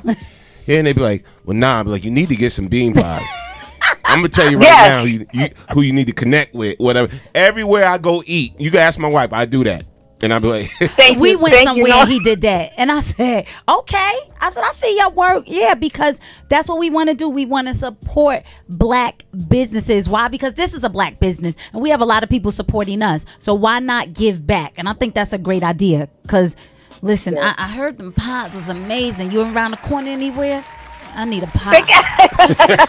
Not right now, but maybe I'll stop through this weekend because Norm has to get his supply for May. Okay. Yes, and we are having the gala this year. So instead of the cookout this year, we're doing the 10th year anniversary BKS1 gala. We want y'all to come dress up, look real nice, come out there. It's going to be food, entertainment, can't wait, awards, and we're doing it. You know, our cause this year is breast cancer survivors. Okay. So that's going to be our cause and our plight this year and everything, and also autism as well. So we definitely want y'all to come out to the gala. You're going to see more information about it. Come out there in your little fancy little dids and everything. It's going to be very, very nice. Yes. Something that Pie Lady said, she used the term about 5 minutes ago. She said mantra. Mantra is something that you repeatedly say to yourself over and over. So I would ask everyone, what is your mantra? What do you say to yourself? See, we got to start keeping track of the voice that's in our head. There are things that we say to ourselves every day, so much that we're no longer aware of them. If you simply change that into something that you want to see come into fruition, the universe will respond. Any religious text tells you this. So now in my practice of Buddhism, I'm beginning to learn what cause and effect is. See, I spoke this into existence. Yes. What I'm doing now. Now that I'm here, right? Like Norm says, don't rest on your laurels. You have to speak other things into existence. And our problem is we've been programmed to speak our enemies' thoughts, right? And a lot of our thoughts are based upon fear, guilt, and shame, which is why religion rocks us to death. Not relationship with higher power or the universe or whatever the hell you're into. I don't want to talk about that, like what your belief system is. This is what I want to talk about. Self-belief. Belief in yourself is not arrogance. True. It is how potential turns into action. Who and what you are is determined by you, not an outside force or what happened to you. But the only way we have to understand we have been programmed. That's you, that's me, that's all of us.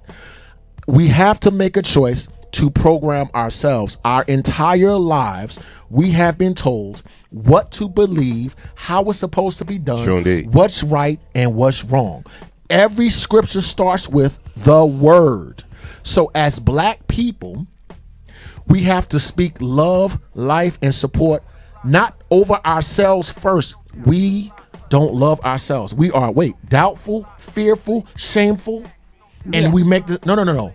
I'm happy, I'm successful, and I'm going to make this decision based upon the fact that I can make another person happy and another person successful. Yes. That's where you start. Then go take your business school and then get your potential going. Yeah. Well, I want to say to you, Pie Lady, good luck at that seminar.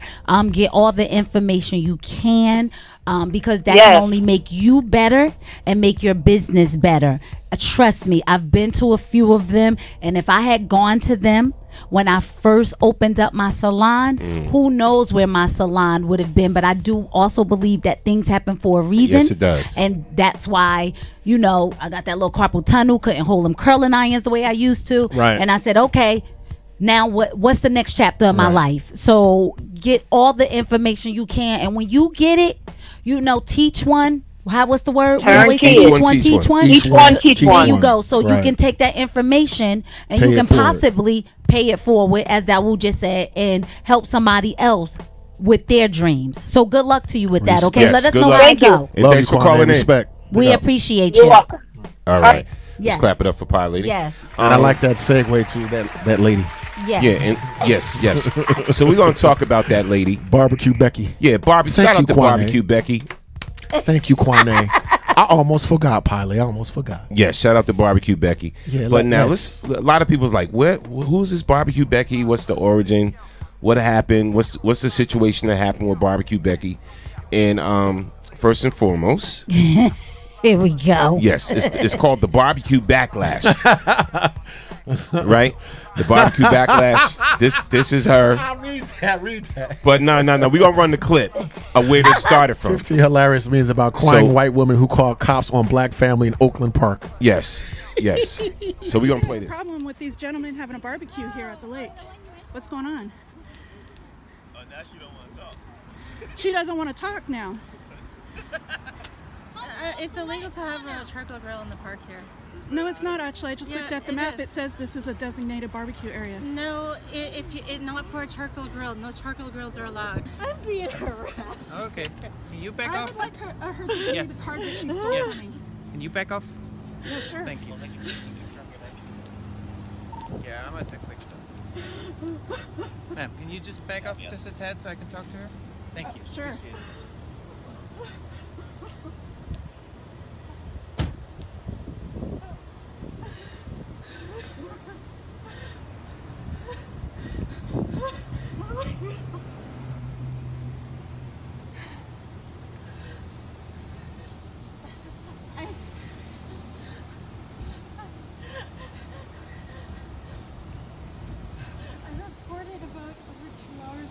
Someone illegally grilling in the park with a charcoal grill where they're not supposed to. I was waiting there for a response because I was told they're coming. After 2 hours, I quickly called back the non-emergency line. And then in turn, these people started coming up and harassing me, and physically pushing me. I did not physically push her. She stole my card, and I wanted it back. I did not touch her. I have witnesses. I said, when I was on the phone, I started trying to keep walking away, wait for you guys, and she kept following me. I hear you have a problem with these gentlemen having a barbecue here at the lake. What's going on? I ran out of mayonnaise. I ran out of boiled chicken with no seasoning on it. They put paprika in their potato salad. I was reaching for my devil dog. I was reaching for my devil dog. And Daryl looked at it.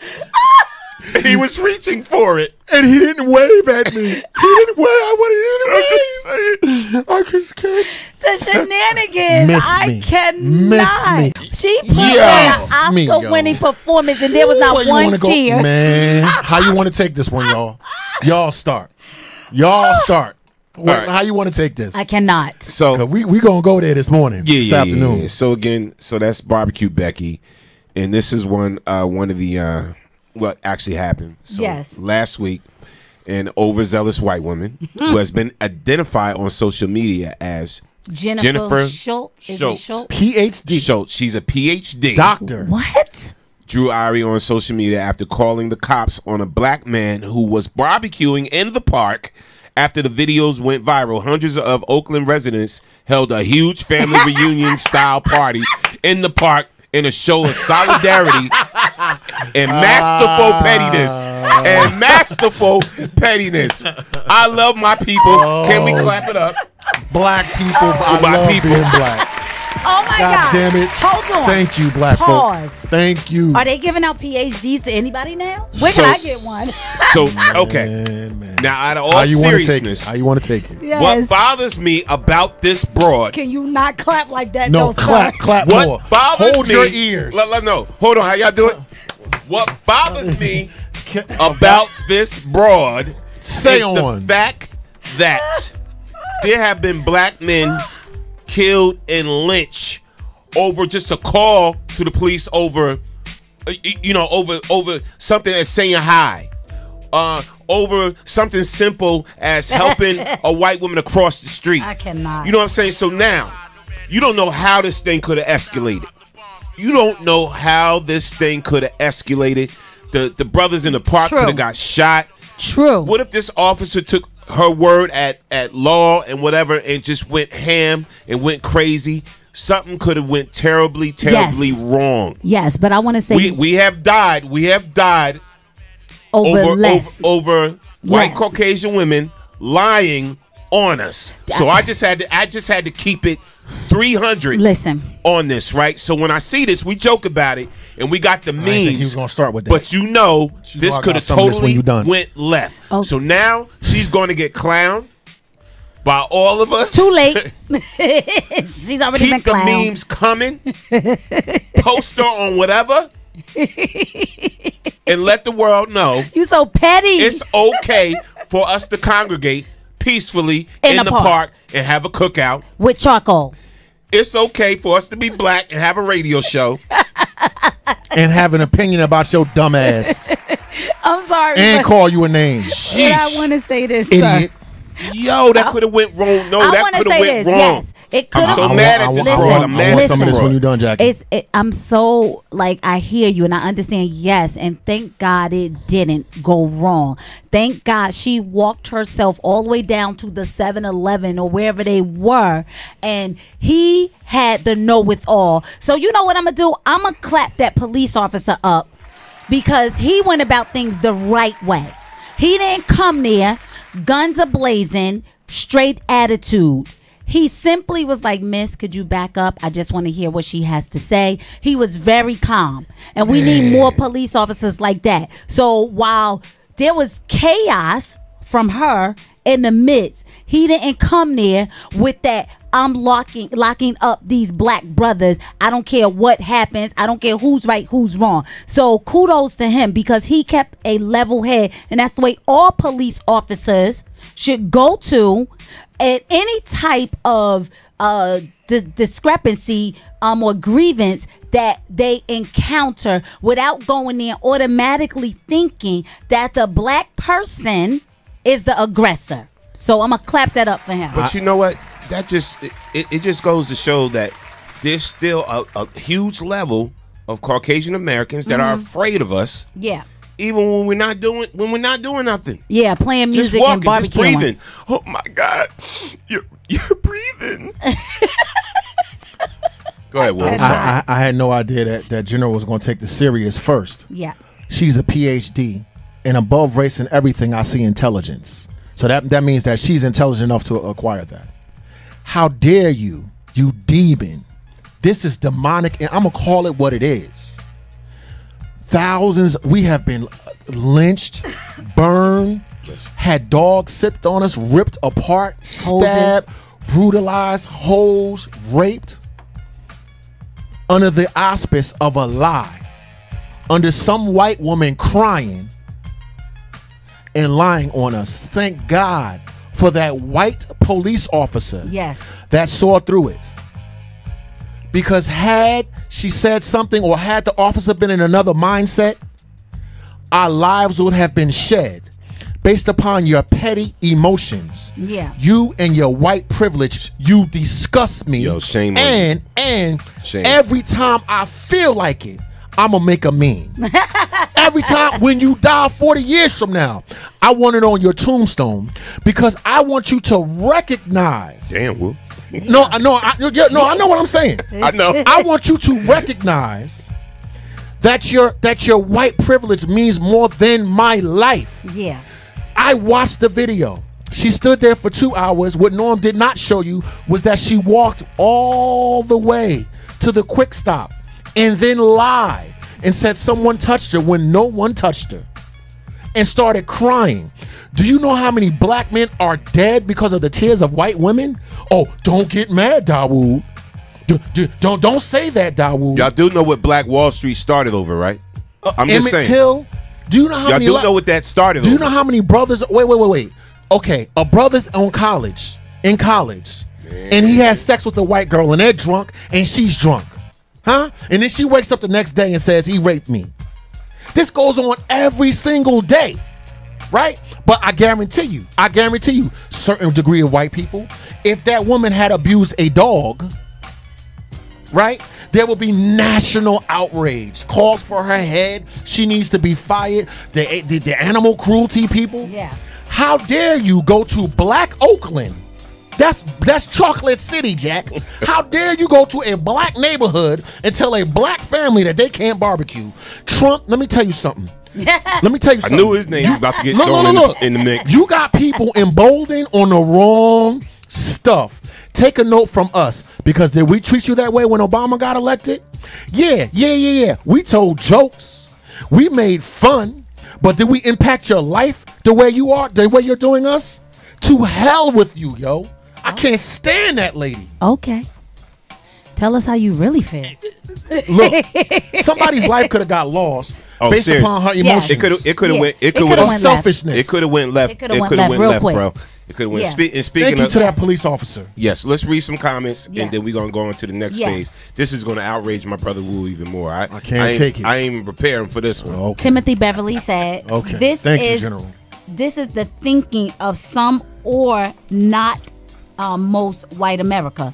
Yeah. Some white people feel this way. That's true. Yeah. And Danielle Spencer said, just call it what it is. She was scared that so many black men were there. What? Just call it what it is. I wondered, why was she there? Why was she there? Was she riding past? I'm scared. And she saw them? I'm scared that a white guy with an automatic machine gun is going to kill me. So let me call the police on every white person I see. And you know what? Get out of my face. That's funny. Get out of my face. I'm afraid I'm going to be lynched and burned. I'm going to tell you something. I'm not going to put them on blast. I'm Lord not. Jesus. I'm not. I promise you I'm not. But this particular restaurant that I used to go to, right, used to have a jukebox there, right? Yes. So the jukebox, it was everything in the jukebox. It was hip hop music, it was R&B music, it was rock music, it was this, whatever like that. But because of the area, a lot of brothers, a lot of us Of course. We're in there. Yeah. And we be playing, you know, a little Jay-Z. Okay. Hip hop. You know what I'm saying? Some hip hop. R&B. Little this, little Mary J. Blige or whatever like that. You know, and they're singing like what we do. Yes. Happy singing Negroes, eating food. Right. You know? Eating watermelon. Yeah, eating having our drinks, whatever. dancing Just enjoying each other, That's having a good right. time, right? That's right. So the jukebox will kind of bring us out to this establishment. Yes. You know what I'm saying? Don't tell me Especially they took that after jukebox work. out. Yes, they took the jukebox out. Because too many Negroes was congregating. You know, I knew the manager of the manager or whatever. And he's like, nah, the reason we took the jukebox out, Norm, was because, you know, Too many of y'all was coming here. Too many of the brothers. This is how he said it. Too many of the brothers coming in, and, you know, it was a lot of hip hop. I'm done. You know, it would deter, you know, other people away. He wanted to say deter white people I'm away. sorry, money is money. But he was like, it would deter some other people away. So what they put in place was the basic Blocking apart, cause you didn't think you give love a bad name. So they replaced it with that. What the hell? And I ain't gonna front. I was so offended that I was just so offended. I was just like, yo, do I like call up News 12 or I would have or hit the Star Ledger up for this? Let me tell you what I would have done too. I would have had all of us come there and we would have sang those same songs that they replaced. We'd have sang the white songs to let them know that we know them too. But the crazy, and I love that song you just sang. Yeah. But this is how they think. They don't want to create a situation where more of us, you know what I'm saying? Yeah. More of us is coming together and being harmonious. It was no problems there, nothing like that. But it just attracted a lot of us. I'm gonna repeat. That's terrible. I'm gonna repeat what D.L. Hughley said. You want our money, but not our presence. So our money is good enough to spend. The sister that was a Yale student that fell asleep in her own dorm when another white student called the police and said she doesn't belong here. So our money they can have, but not our presence. Guess what? We're here. Last time I checked, we are American citizens. Let me ask you something. Don't let Trump get you messed up in your head.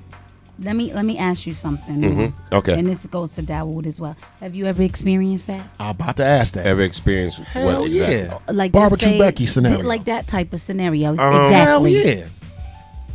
Oh yeah. How recently? Monday for me. No, I think back when a whole bunch of us rolled up into a spot and we got our looks or whatever like that, and then we was crowding around this game. This one place we used to go used to have a game, and we was sitting. It was a basketball game, and we know we love our basketball. Yeah, so we was sitting around. We just had one of those electronic basketball games. We was sitting around and we was crowding. Yeah, you know, such. And then so he's like, "Oh, y'all can't crowd around a basketball game, whatever." So I respected that. Yes. And we moved and whatever. We just stood up there two at a time as, you know, only two people could play. So we bounced from it. We sat down. We had drinks. And then these group of white boys crowd around the machine. Came in, crowding around it. Yo, Josh, come on, dude, shoot that, dude. I hate. Oh my God, what? Dude, you got a 3-pointer. And it was loud and it was crazy, right? And it was like, because we know how they get when they get some drinks in them. Yo, the manager was like, "Oh, good shot, guys. Good shot, great shot." I was like, wait, what? Yo, what the hell? You know oh what my I'm saying? God, that's terrible. And did y'all leave? I would have left. No. When them boys finished playing, we went back up there. We started shooting. And we didn't even really try to make a point. Yeah. But now, guess what? He told us we had to leave. He said, I asked you not to crowd around this game and blah, blah, blah. You guys are going to have to leave. Wow. And y'all left? Oh, we bounced. Oh my! Did y'all ever go back there? No. Not to this spot. All right. And what happened to you? I am in mental health, as people have heard me discuss. And sometimes I have to go on outings. Now, that means that I'm responsible for like 10, 12 people.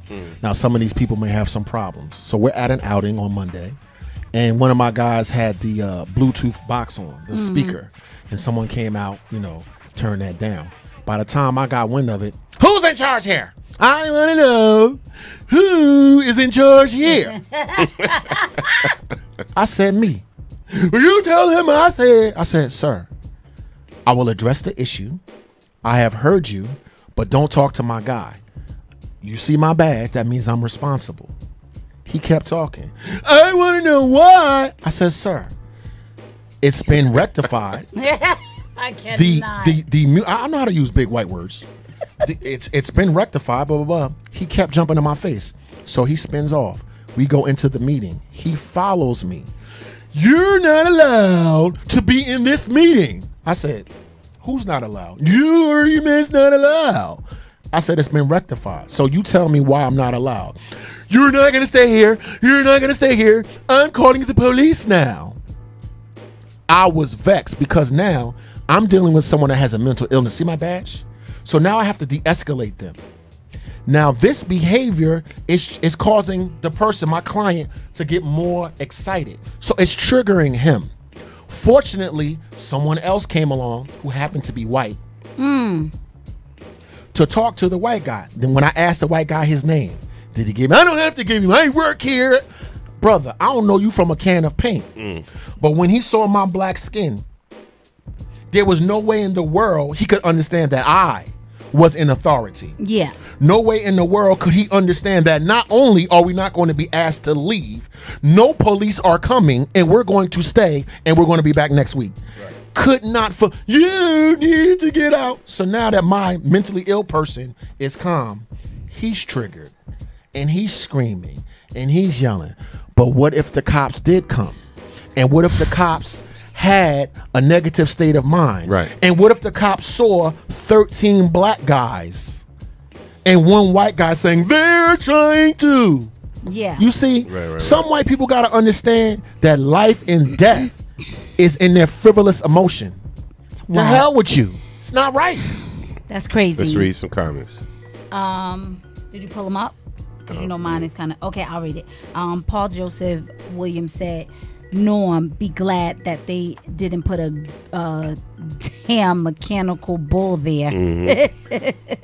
And Julius Gray, I guess he was telling me this song was Bon Jovi. I don't know. Yeah, shot to the heart. Yeah. All right.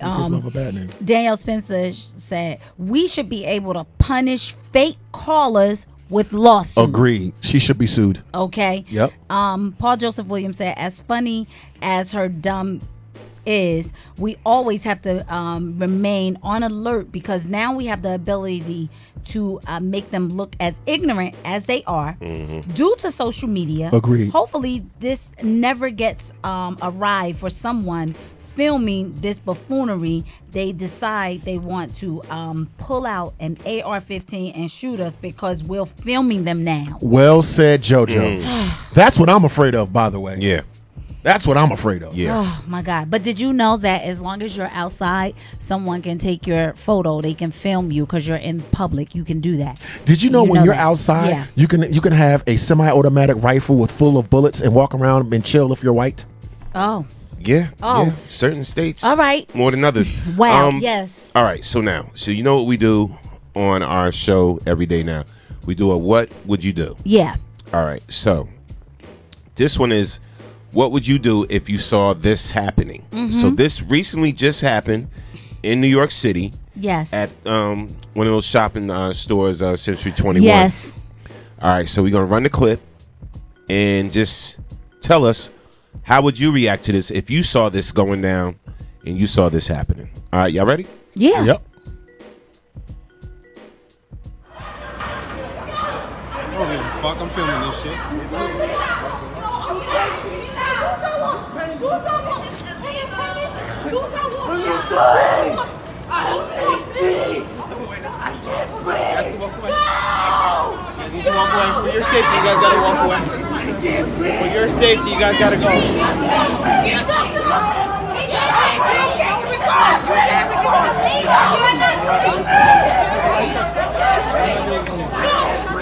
You can't tell people what to do with their personal stuff. You can't do that. All right. Get off the chair.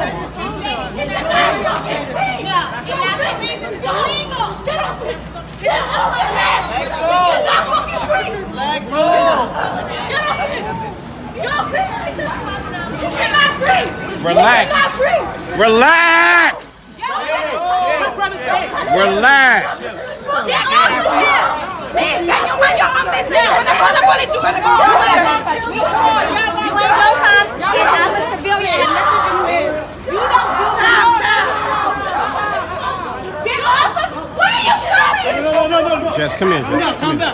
Call the police. What are you doing? I'm calling the cops. I'm calling the cops. Yeah, I'm calling you. Call the cops, and that's it. For all of you. You guys are wrong. You're going to jail. We got you, sis. We got you, sis. Relax. What are y'all doing to this black man? Y'all are. Excuse me, Miss, please. I'm calling the cops right now. No, on y'all. On y'all. Excuse me, you're horrible. Excuse me, Miss, please hold this. Please. I'm pregnant. You're pregnant? Yo. Yes. The essential 21 as a protected people. So what? So fucking what? You don't hit him. Who hit him? This man hit him, fam. I got it on video. This man hit him. Why are they holding that man like that? Are you guys police? No. No, they're not. They need to let that man go. Those are not police officers. Family. Stop choking him. Stop choking him.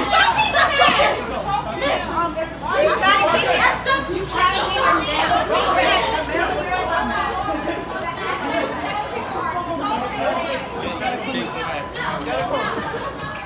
The police finally got there. And at that point, the police, it was chaos, as you can see. So the police finally get there and they basically tell everybody to step back. But it was one sister there we didn't get to show you. She was enraged. She hooked off on a couple of people. Yeah, that part was up next. Oh, it was up next. It was up next. She did. She hooked off on a couple of people. She straight clobbered a couple of those security guards. Now, do you think the security guards went too far? Because at the end of the day, now granted, some of them might be off-duty police. He was suspected. The guy was suspected of shoplifting. Suspected. Why? Because he had an Adidas sweatsuit? So, we talked about this before, that profiling stuff. What would you do if you saw that happening? What would y'all do? And what did you take from that? I'm just curious. I know it's your first time seeing the clip. Before I can talk about what I would do or what I would not do. So like what is the punishment for shoplifting? Choking somebody out get killed by some security guards? Like, let's say he was shoplifting. Let's say he stole something. That gives security the right to choke him out to the fact that the man can't breathe. That's the first thing. Their job is to contain them. What? Contain Call him the police until the police come. Sir, could you stand right here, please? Could you just stand right here? Which I didn't. There's more to it. So they're saying they punched him. They're saying that the security guards punched this dude. Because obviously we didn't get to see all of the stuff that started prior to them filming. Number two, for law enforcement or whomever, I work in a field where I have to know how to de-escalate things. Okay? I work in a field where I'm outnumbered. Let's say I'm someplace and there are 15, 30 people under my charge and it's just me, right? And let's say they're unruly or whatever. Let's say they're mentally ill. Let's say they're under the influence of alcohol or illicit substance. Let's say they're violent. I'm talking about me now. Can't nobody tell me about my experience. I'm trained, right, to de-escalate, right? So why is it first, when it comes to us, it's always force? Where I work in a field where I could literally get punched in my jaw, and if I defend myself, I could be fired. That's the first thing. Here's the second thing I saw. You know what I saw? I seen sisters stepping up to the plate. Wait, saying not only this is not right, but saying I'm willing to get physical. Now, had that been some black men, you got to use your brain. You got to be smarter. You got to be this. You got to be that. Let me tell you what I saw. I saw women responding on a molecular level, a human level. Yeah, it was a white lady saying it was wrong too. Okay, and look, and I seen, so if it's a white lady too saying, no, this is wrong. Wait, when they have their human response to that, trust me, if that was a brother stepping up and running up and saying and clocking them, a lot of us will say, you got to use your head, fam. You got to be smarter, fam. Don't do that, fam. Violence is not the way, fam. But when I see women responding to injustice on a human level, you understand what I'm saying? So I see a little deeper than that. And I'm not mad at nobody. I'm just telling you what I see. Had that been a brother going, right. Bro, he could have got clapped back in the back of his head. You know I'm right. So I'm gonna. You are 100% correct. I'm gonna read some of these comments, and I'm gonna start with Sandy Bradley. She said, "All they're supposed to do is it keeps jumping. I'm sorry. Is detain until the police get there. If they can't, they describe to the police what he looked like. All that was inappropriate, and they need to get fired." All of them. Agreed. Every single one of them. Agreed. Absolutely. Every single one of them. Yes, ma'am. So, if the guy walks away, give a description to the police and let the police do their job. Yes. And that's why they make cameras. That's why they make cameras. And the cameras there. Yes, of course. That's why you have surveillance cameras. Yes. Police. Yes. Paul Joseph Williams said, yes, the security went well above their pay grade. All right. And being that I used to be in that like security field, let me tell you something. What I'm not gonna do, and I guess that's why I'm not in it. I ain't chasing you down. I ain't grabbing on you. I ain't doing none of that. I'm not the police. I am security. What does security stand for? Observe and see. I'm gonna call the cops and I'm gonna be like, the guy was about 6 feet. Hello. He had a little gray hair, whatever. He had a Yankees hat on. I ain't doing none of that. That's I ain't chasing. I'm not doing any of that. That's not what I get paid for. If you're armed security, that's one thing. And I get and it. I wasn't armed. And you know what? Even if they held him or whatever like that, but it was just too much. What they was doing, it was too much. They was going way above what their initial job description is for. Once that person got outside of that establishment, listen, let it go. You got it on video. To give it to the police. They are no longer in your establishment. All that chasing people down, grabbing them around their throat, throwing them on the ground. Then you got 6 people on top of this one person. You are out of order. Let's address the obvious elephant in the room. When people see a black man, they become afraid. Now, let me talk to people in authority. People that carry guns that are supposed to be trained, like security, like police officers. Do you know who also deals with the clientele that police officers deal with? Yeah. Firemen, social workers, mental health workers, right? Yeah. Now, we're trained. We don't have a gun. So this idea that the first thing I'm going to do when something is outlandish, like perhaps someone charging me physically, I don't have the option to use deadly force. This is what I'm saying. It's a dangerous job. You don't understand. You ever been in mental health, partner? Okay, what if you're a paramedic and someone's high on drugs and they attack you with a knife? Can you clap back? See, people in authority are trained to fear black men and they act accordingly. People come into our neighborhoods and our communities all the times that have jobs where physical force is not, and this is the issue that we're not talking about.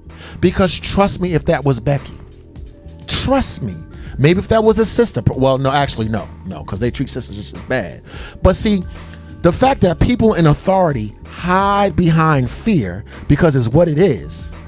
Because there are other fields that you come in contact with violent people with deadly weapons, deadly mindset, high on drugs, whatever. Like my field, for instance, where we're held, we got review boards and lawyers and so you're telling me your job as an officer or a security officer is to de-escalate, not to escalate. You idiot, you punk. You are afraid. So because you're afraid, you overdo the physical violence. And that's what I'm so tired of hearing. There are other people in other jobs that come in contact with violence that don't respond in kind. Yeah, I don't want to be a part of that. I would have did just what that sister did. And I'm going to read some comments. Danielle Spencer said, if anyone asks if they can help me while I'm shopping, I'll send them on a wild goose chase until they go somewhere and have a seat. Why are you asking me, do I need help? If I need help, I'm going to come look for you. I understand what you're saying. Well, you know what that I understand is. that, You know what that Dr. is, D. I Dr. get D. it. So Deborah Holland said, I would have done exactly what she did, stayed on the scene, followed them wherever they were taking him, kept my mouth running to get more, to get more civilians attention to see what's taking place. Therefore, they would have stayed on the scene with me and kept my camera going. And Dawood Jeffries, that sister just had a lucky day because sisters are getting beat down as well. That's true. Yes, yes. Days. No. You're right. Yeah. They treat our sisters and our children horribly as well. So you're right. So what would I have done? You're right. I would have done the exact same thing. Oh my God, what are you doing? Let me get my camera running because I want to make sure that this person, because this is someone's son, this is someone's possible father, nephew, whatever. I want the world to know what the shenanigans are that are happening here at Century 21 in New York, Manhattan with these RoboCops. No doubt. And have you heard about the latest incident with Waffle House? More Waffle House. Yeah, with the brother in the prom. Oh yes, the brother with the prom. No, yes. I didn't hear one. You ain't hear about that? All right, so I'm gonna run this. First, I'm gonna give y'all the incident. The incident's only like 27 seconds. Of the clip we got, and then I'll play the report, the actual news report of actually what happened. All right, here we go. Man K Morning Show. Let's get down. You don't slam me on the window. He's not supposed to be doing that. Off of me. I'm glad I'm recording this. He's not supposed to be doing that. He's not supposed to be doing that. Get your hands off me. Get your hands off me. Get your supervisor out here and get your hands off me. Get your supervisor out here and get your hands off me. He's not supposed to be putting his hands. You don't slam me on the window. Another viral video outraging thousands across the country. This time it's a black teen being slammed by a white officer outside a North Carolina Waffle House. Jennifer Bellamy live outside the restaurant's headquarters in Norcross. Jennifer, the late Dr. King's daughter is now calling for action as well. Yes, Sheba, Bernice King took to Twitter calling for folks to stay out of Waffle House until the restaurant chain based here in Atlanta can commit to some sort of change, a plan for that, or addressing racial issues. Now, take a look at this video. This is the incident that we're talking about. It happened again at a Waffle House restaurant in Warsaw, North Carolina. And again, it's sparking a lot of shock and outrage at both police and Waffle House. It happened last Saturday. 22-year-old Anthony Wall was in the restaurant after taking his 16-year-old sister to prom. And the now viral video shows an officer choking Wall and throwing him to the ground. Hands was in the air. My head hit the window where I had stitches up here before. So I react when my head hit that glass because I was having problems. Now, police were called to the restaurant after the siblings argued with employees, but the video, of course, does not show what happened prior to the officer's arrival. Wall was arrested for resisting arrest and disorderly conduct. Now, the video does show Wall ignoring a command from officers, but many are wondering if anything led or caused or rather warranted the amount of force that was used by that officer. Police and the district attorney are investigating. A lot of folks are talking about this. We're going to send things over now to Liza Lucas for a check of reaction on social media. That's right, Sandra. And people online, they want more information. That is for sure. Sandra would love to see the whole video to see what caused the confrontation. You mentioned that, and we're seeing a lot of that on 11 Live Facebook. Freddie says very difficult to watch. So sad. And another comment from Ivy, she says, whatever the man said inside the restaurant doesn't warrant being choked outside the facility. This is over the line. Questions, questions, questions on 11 Live Facebook, and we're going to continue to follow that and more here at The Bridge. Another viral video outraging thousands across the country. This time it's a black teen. We keep seeing this over and over again, right? Now, for this gentleman, it was a video out there with him inside of the Waffle House arguing. It is a video out there, arguing with the employees. Because we have an argument or disagreement does not mean you called the police on me, because that could have turned out horribly wrong for his 16-year-old sister on her prom night. Okay, not cool. First, let me say this. Whether he resisted or he wasn't in compliance does not warrant you, a big 300+ pound dude. I'm probably a good 165 soaking wet, and you putting your hands around my throat, choking me, and then slamming me to the ground. Okay, honestly, I am no threat to you. I don't have a weapon. I got on prom shoes, first of all. So I'm not trying to get in a confrontation with you. But you are choking me. He did the right thing by saying, get your supervisor out here. Because, and then it was another video with, I believe it was the police captain. He said that he stand by his police officer. Oh, and by the way, he was black. So boom. Wow. There you have it. Let's get some reaction. Yeah, that was crazy. That was crazy, and it's funny because you even heard the. It's funny. I'm judging on voice and being stereotypical, but I think she was a white lady. Oh yeah. Oh yeah. You even heard the white lady was like, this is uncalled for. Yeah, this uncalled for.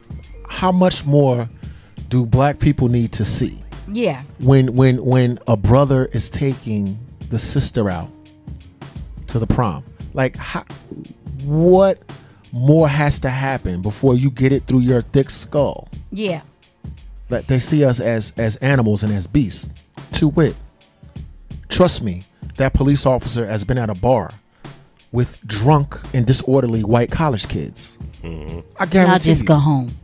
I guarantee you that good old boy redneck was a drunk college kid himself. I absolutely guarantee you. I guarantee you he stood idly by and watched white kids do all kind of foolishness. Yeah. But we live in a time that we're going backwards, that for me to have a verbal disagreement necessitates the fact that a grown, monstrous, hulking man, how many more times do you have to see these officers attack our children? Wait, one, two, I believe in civil disobedience. See, because it could be legal, but it don't mean it's right. That's how you got the right to vote. That's how you got out of slavery. All of this, you need to comply. You need to comply. Get your hands off of me. I do not submit. I do not comply. Oh, you're crazy, Dawo. They whooping your ass regardless.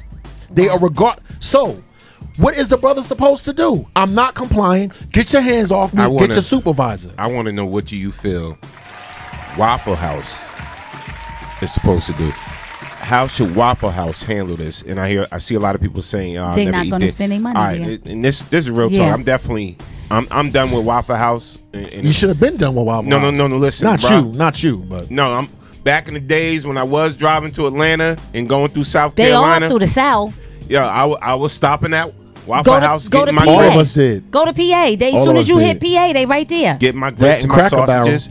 And back in the day when I was going, it was a little better than it is now. Yeah. But yeah, there's other options for us to patronize. To answer your question, there's too much happening. What's Waffle House going to do? Absolutely nothing, as long as your black dumb asses is still giving them money. Look at Denny's. They're not going to do nothing because you keep giving them your money. If you stop giving them your money, okay, look at Denny's. They're not going to do nothing. Is this lawsuit worthy? This is what I want to know.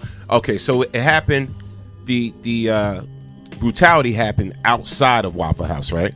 So is this lawsuit worthy on Waffle House? Not just the police department. Yes. Because I think it's lawsuit worthy with the police department. Yeah, because then he say he got stitches. Yeah, but is it lawsuit worthy with the Waffle House? This is what I want to know. And could this be a changing dynamic like Denny's was? Because y'all remember the situations with Denny's with the discrimination and everything. Yes, and the people actually won the lawsuit. Yeah. And Denny's had to apologize and also change their Jokers did clap back at Denny's. I think Jokers clap back at Denny's hard. When it comes to something like this, I think absolutely more than sue them. The best way to hurt a big business like that is get a class action lawsuit and hit them pockets. Period. Let me ask you a question. If that kid is white and I'm a well-to-do white person looking at my daughter and my son being treated that way, what am I going to do? That's the question you need to ask. Oh, sue? Well, then, yeah. Like, can you okay, you remember that lady when they pulled the kids over for tent and she was all in the cop's face and whatever? Listen. Right in New Jersey. Justice is supposed to be blind. Right? Yeah. If a well-to-do white person would sue Denny's, the town, the cockroaches that was walking outside of the restaurant, right? Then of course, without question, like my thing is, these are our children. This is not Dawood, big grown man with the big mouth. The cops whooped Dawood's ass. He needs to be taken down a peg. But my children, Like, what's up with that? I'm not understanding. Like, you know what it brings? I got PTSD. When the officer took the baby girl, remember she was in her bikini and body slammed her. When another time an officer was in the classroom because he was talking on the cell phone, and choked him and slammed the girl. Yo, yeah. I'm a parent. Yeah. I feel like those are my kids. Right. So what's up, black people? You So tell me. So You from tell this me. day forward, we done with Waffle House. I'm done. We done. I'm done. It's a wrap. Listen, this is the thing. Ago. So Kenny Johnson, she makes a very, very good point, and it says, these issues are becoming too common now. Yep. We have to change this. We are going backwards. It's not acceptable. People/businesses have to be held accountable. Listen, I'm going to tell you like this.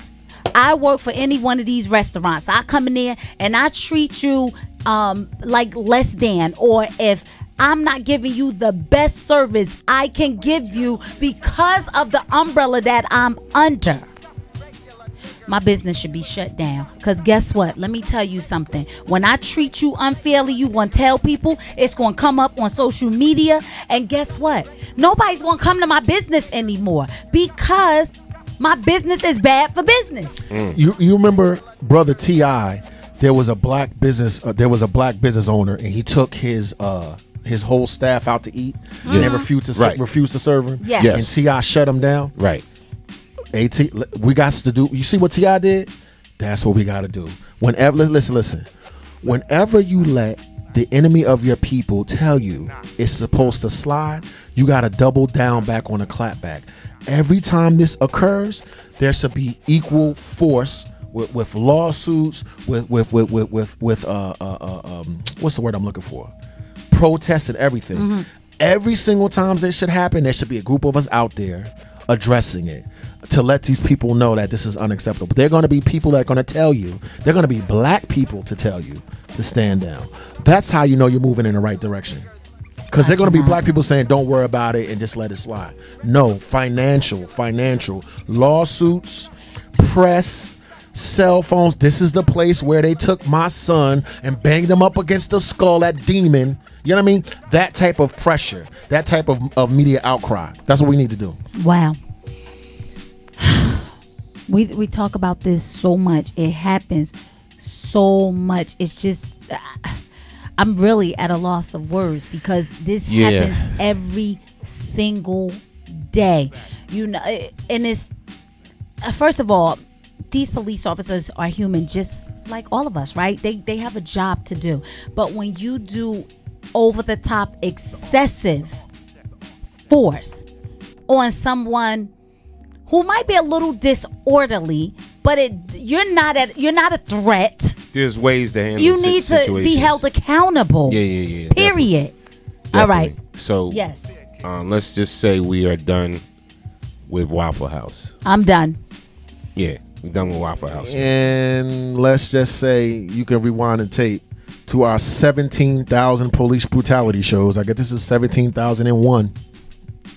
You know what I mean? We've talked about this ad nauseum, General. We're gonna keep on talking about it. But I don't know what else to say at this point, like that we haven't said. Right. You dig what I'm saying? So, right. Shout out to everybody, man, on the check-in. But yeah, it's crazy right now, and both things we showed, right? So the one with the security guards, you totally say they was wrong. Completely. Yeah, they definitely wrong. We see the officer was wrong. So I guess everybody feels as though Waffle House should be held accountable because it was one of their employees that made the call. Yes. But is there certain things that go on inside a restaurant and something escalates or gets out of hand? You know, they should be employees should be able to make a call for protection. But we don't know the full situation what happened. So do you feel as though the employee was just in making a call? I got it. Yes or no? No, okay, very simple. We used to call it the brown paper bag test. If you were light enough to be past the brown paper bag, etc. All you got, it's very simple, black people. If you're change everyone's race to white, the person that you're making a call to, ask yourself, would you have made the call if they were white? If you have any inkling as to no, then you know. Just hear me out. You know racism is involved. Trust me.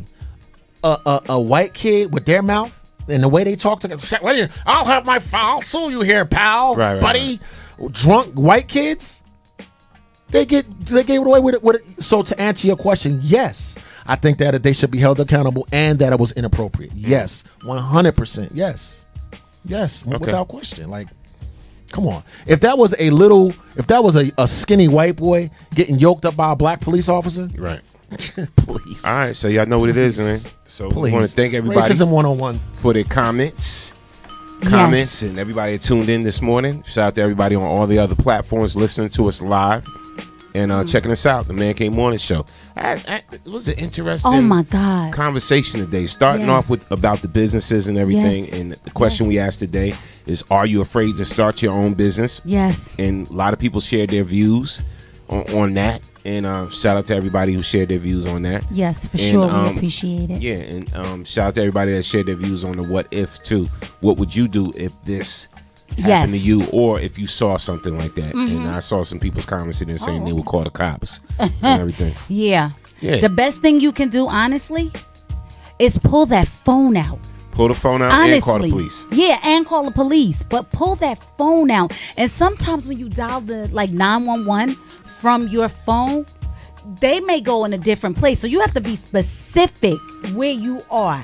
I'm at such and such on such and such corner in front of such and such between such and such, because you can send them to the wrong place and it could be a matter of life and death. I had a white city worker. I was working for the city during a snowstorm. He tried to black out on me, and he was wrong. He was supposed to be clearing the road, and we were going up a hill. And certain people getting stuck on the hill. I got stuck on the hill. So I had enough room to back out. I was trying to back out, and he purposely came behind me. So you couldn't back out? Yeah, so I couldn't back out. And I'm like, what the hell is he doing? You know what I'm saying? And then he started yelling at me. Come on, I got to clear the road. I gotta move the snow. I said, bruh, you see me backing out? Yeah. And you purposely came behind me. Like, what the hell? So he's like, this thing. He was like irate, like, basically like, Negro. He wanted to say it. But he knew better. But he didn't. So I let him. I said, okay, let me see. He's about to call. So I see him getting on his phone. Before he even made the call, I called the cops. I got up my car. I called the cops. I said, all right, bro. And he was still going on. He was still like screaming at the top of his lungs. While I'm on the phone with the police, you hear this guy? So I called the cops. Cops were there in 2 minutes, whatever. It was two white cops that came. And they heard him screaming or whatever. And they walked over to me and they said, what happened? I told him what happened. Then he went over and lied to the cops, told him his version. But he said, the cops is like, sir, calm down. We're going to take care of the situation. Just calm down, relax and everything. Let's see if you can back up a little bit to let this man move and blah, blah, blah. So then he backed up. Oh, because the police were there. But he told, initially he said he got stuck too. So it was so easy for him to back up. He lied or whatever. He just wanted to cause a problem. So I was able to get out, whatever. The officers were cool. But then they was like, sir, you do know, to me, they said, you do know this is a state of emergency and blah, blah, blah, blah, blah. And why are you out here on the road? I said, so you really asking me why I'm out here on the road where there's hundreds and thousands of other cars passing this way. So now because I called you and you wanted to show favoritism. Yeah, a little favoritism, whatever. You was about to give me a ticket and everything. So he said, where you going? I said, to my job. My office is right up the street, which it was. It's right up the street. He's like, okay, well, continue on to your office, whatever. But it's stuff like that, you know what I'm saying? Privilege. Yeah, it's stuff like that, man. Anyway. I know we got to go, but I want to just add this last thing. The term of white emotional fragility, meaning that some white people's emotional states are very fragile. So in my instance where, who's in authority here? I'm in authority. Do something about it. Not only did I do something about it, it's now over. But why? You can't accept that I'm in authority and it's handled. So after it's handled, right? After Norm is backing away, after it has been solved, emotionally, that white privilege dictates, I want more. You don't want the problem solved, right? You want your ego, your privilege, your whiteness. No. You just want to show you had the power. You want the fact that I've been in power and blah, blah, blah, blah, blah, blah, blah, because the issue was the problem solved? But they're so frail emotionally, which is why you get the tears. Yeah. Who the hell in their right mind will wait on a line for 2 hours talking about somebody got charcoal, somebody cooking out? This idea that their feeling is justice, that their feeling demands action. Guess what? I don't give a damn how you feel, because certainly this country has shown black people that this country doesn't care how we feel, doesn't care about our life either. Wow. I'm gonna leave y'all with this. Okay. Okay, let's have a charcoal debate because these guys are sitting out here peacefully having a barbecue. You guys have a problem with us having a barbecue? Oh, here's the thing about that too. Does anybody have a problem with them having a barbecue? Like, is there a reason why we have a problem with these gentlemen having a barbecue here at the lake? What's going on? Oh, now she don't want to talk. She doesn't want to talk now. It's illegal to have a charcoal grill in the park here. No, it's not. With that being said, listen here, African Americans, please do not go to a park in Oakland. Period. Just don't go to any park, Plainfield, Newark, and cook out and bring in a your black charcoal town, Jackie, and cook out. Even though it's okay to do that, even though the county or the state you're in say it's okay to do it, make sure you have your permit. Do black not people don't cook out in a black town and disrupt the flow when there's Caucasians out there, because you may scare them. Oh my God! In your black town, Make sure you have your permit. But you may scare them. Please. Watts, East Orange, Plainfield, Washington D.C., Negroes. We don't want no The problems. barbecue has been called off indefinitely. And on that note, remember, it's never about us. It's always about you. Because you are the next best kept secret. And we are definitely out of here, people. Wakanda forever. I'm going to leave y'all with this. Bang. We'll be back on the air tomorrow, lady. There's nothing you can say or do that will stop us from Clown being you on the air until tomorrow. my dying breath. When I'm 85 years old, I'm going to still post memes about your dumb ass. And we're done, people.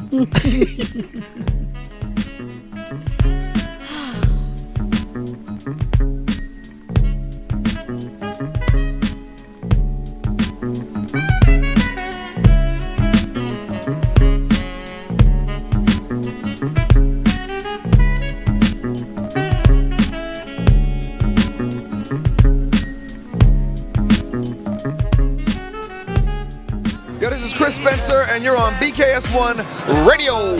It's your girl Chanel, BKS1 Radio, and I'm here with the beautiful Garcelle Bouvet. I'm paying you later. Hey, I'm the queen of comedy some more, and right now you're rocking with BKS1 Radio. BKS1 Radio Network. I'm here with the amazing Miss Tasha Smith. How you doing? I'm doing so good. Thank you for coming out. Yes. I really appreciate it. Hello, Denise Boutte. Hey, what's up? Shout out to BKS1 Radio. See you soon. Brick City's finest, J.D. Williams. I'm in the Savage Podcast Studio, chilling at BKS1 Radio. BKS1 Radio. I'm here with the legendary Mr. Dick Gregory. How you doing today, sir? Fantastic, brother, and thank you, and thank you, and thank you. This is Essence Atkins, and this is BKS1 Radio. Jamie Foxx, BKS1 Radio. What's going on with you? Storming on. This is George Dr. Funkenstein Clinton for BKS1 Radio. They be doing the dog, y'all. Yo, this is Chris Spencer, and you're on BKS1.